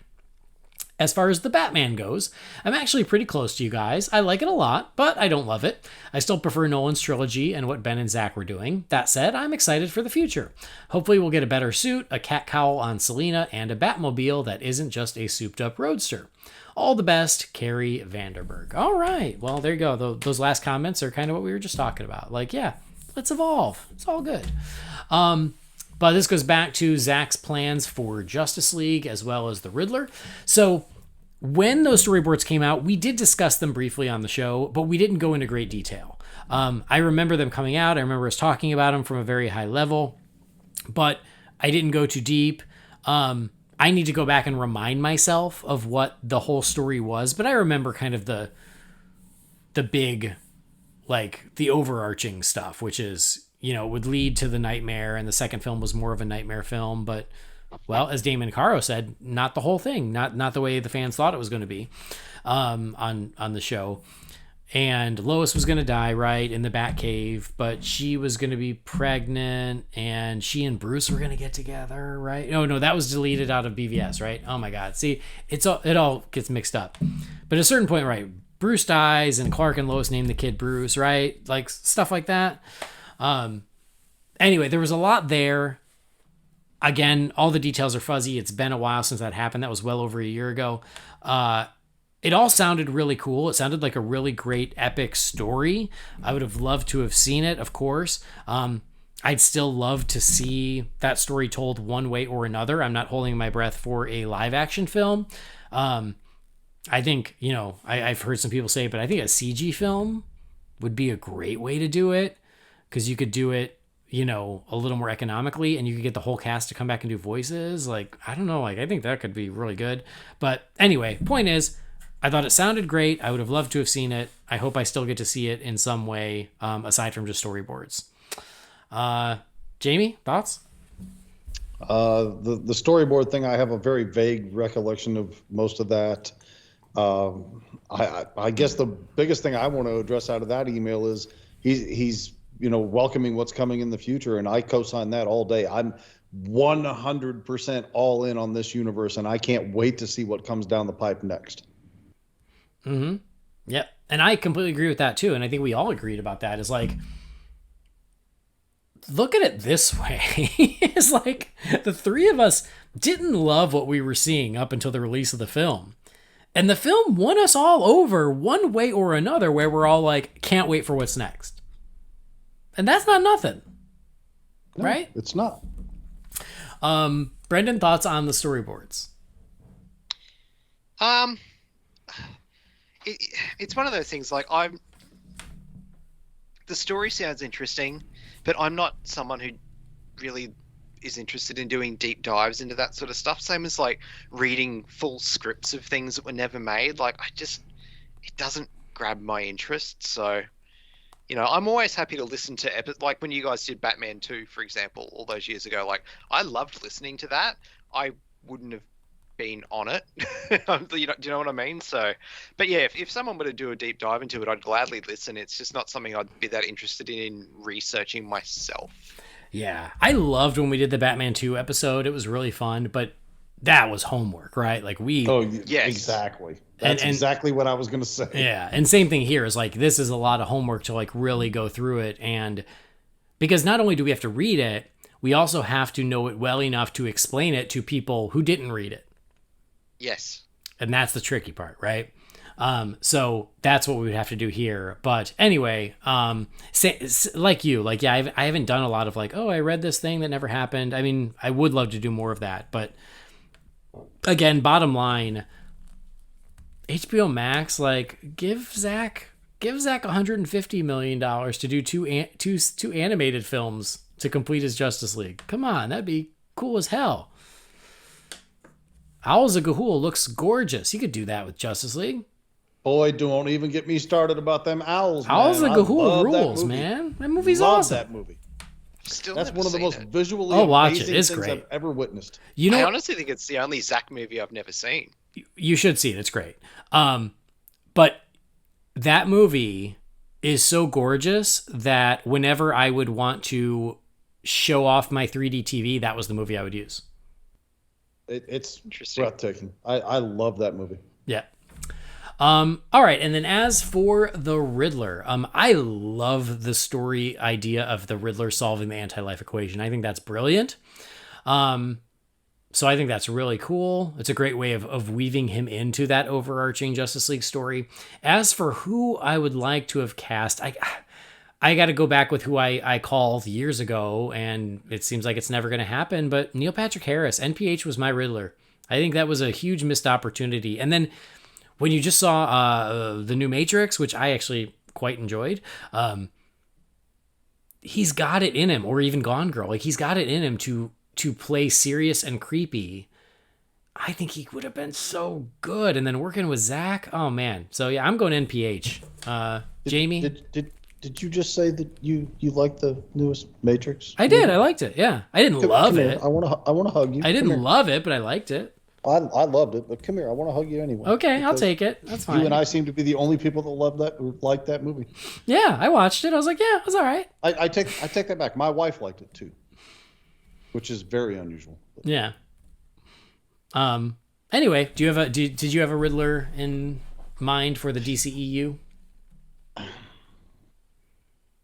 Since Batman was aged, if you will, I think I would go for a Riddler that was more of that. Yeah, older. That makes sense. I'm going to say the other popular one that was Anthony Hopkins. Forever. No, I was going to say Robin Williams, but there's a lot of obvious reasons that never could have happened. But insert the gif of Nathan Fillion being like, yeah. I get it, but because he was one that once I heard that fan casting or whatever it was about him, I never quite got over it. So since the NPH one's already taken, I'm going to say Robin Williams, but this is a fantasy casting anyway. So yeah, Brendan, thoughts? Well, NPH was always my pick as well, but someone else who I always thought would be able to pull it off before they got cancelled was, particularly with the age thing, was actually Kevin Spacey. Oh, yeah. Well, I'll throw out another one, especially because Jamie just watched One Night in Soho, Two Nights in Soho, A Week in Soho. Apparently, I'm the only one that loves that movie, too. What the hell? No, dude, I loved it. I thought it was good. There were people today talking about it being the worst movie of last year. Who? Man, it was awesome. People. Anyway, my choice was Matt Smith. Oh, yeah. Matt Smith is so good. He is so good. And yes, would have been a really awesome Riddler. Done to death, but David Tennant too, maybe. Yeah. All right, Carrie, thanks for the message, and thank you to everybody who wrote in about the Batman. We still have tons of stuff in the mailbox, but it's all the stuff that's not about the Batman, so it's just going to have to be covered on a upcoming episode. But for everybody who wrote in, thank you guys so much. If we didn't get your email, apologies. If it was mean, that's kind of on you. But no, I appreciate the messages, appreciate the questions. It is fun to just have more conversation about the film. And as we said, it's just fun to see the excitement around Batman out there again. That's really cool. When I went and saw it again, I did go to an AMC, but they did not have the cowl popcorn bucket. So I took it as a blessing. I was like, again, I don't need another piece of plastic cluttering up my room, but I did try. I did try. I was going to get one for Brendan, but since he hates Batman, I didn't get it for him. Oh, come on. He's not a real fan. Well, yeah, we all three of us did get accused of not being Batman fans during the week. And I responded to that accordingly. That's got to be the most asinine, ridiculous thing I've ever heard in my entire life. And I've heard some ridiculous shit. That's one of those, tell me you've never listened to the show without telling me you've never listened to the show. Yeah. Anyway, that's it. We're closing the Wayne Manor mailbox. We're also cloning it. We're, because just for safety's sake, but we're closing it. Again, a lot of the Batman related messages that we will get to when the time comes. Thank you guys for your patience. So much going on. Oh my God. But we do love hearing from y'all. If you've got something for the Wayne Manor mailbox for next time, send that to Holy BatCast at rf4rm.com. But that's where we're going to wrap up this episode. Gentlemen, this went a lot longer than I was planning, but I'm not mad at it. It was It was still fun. It was good. It was therapeutic. It was a little therapeutic. Yeah, it's good. It's good to chat. And wasn't it?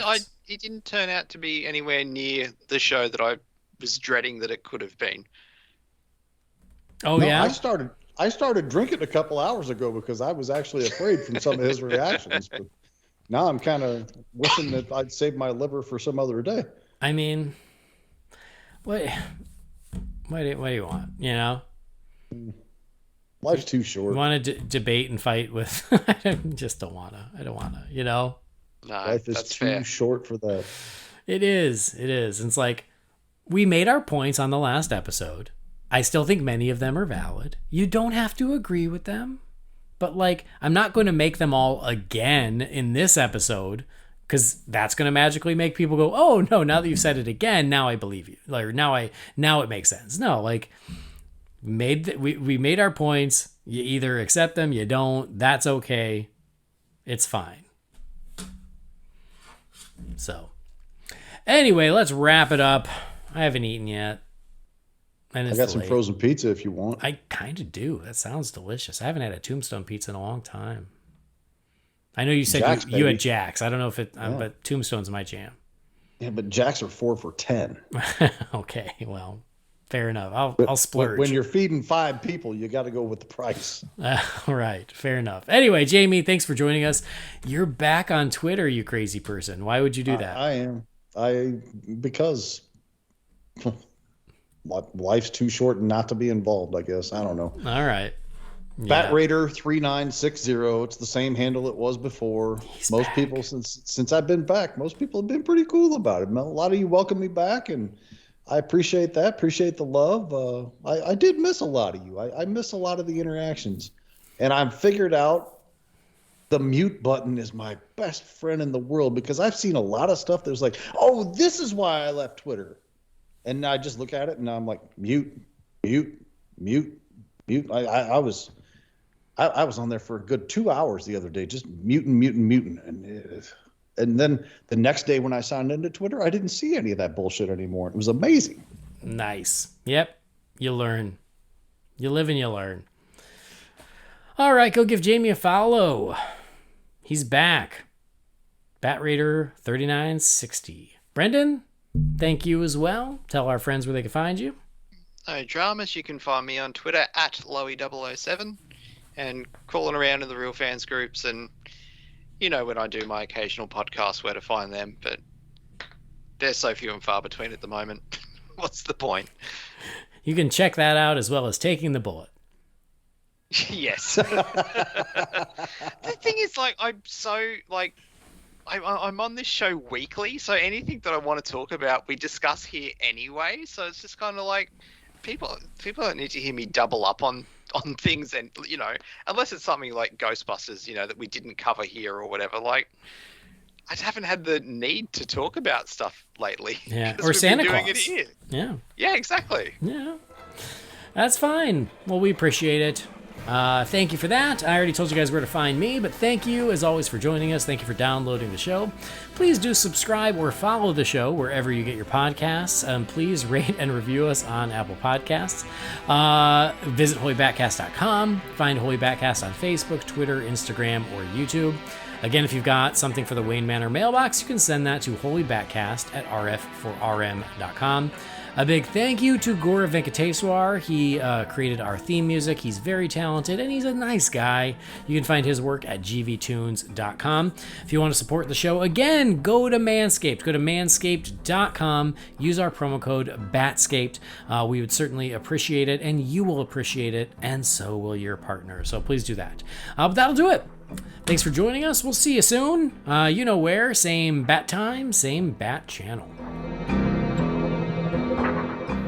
Holy BatCast is not affiliated with Warner Brothers or DC Entertainment. The views and opinions shared by the participants are theirs and theirs alone, and do not represent the companies or organizations they happen to work for.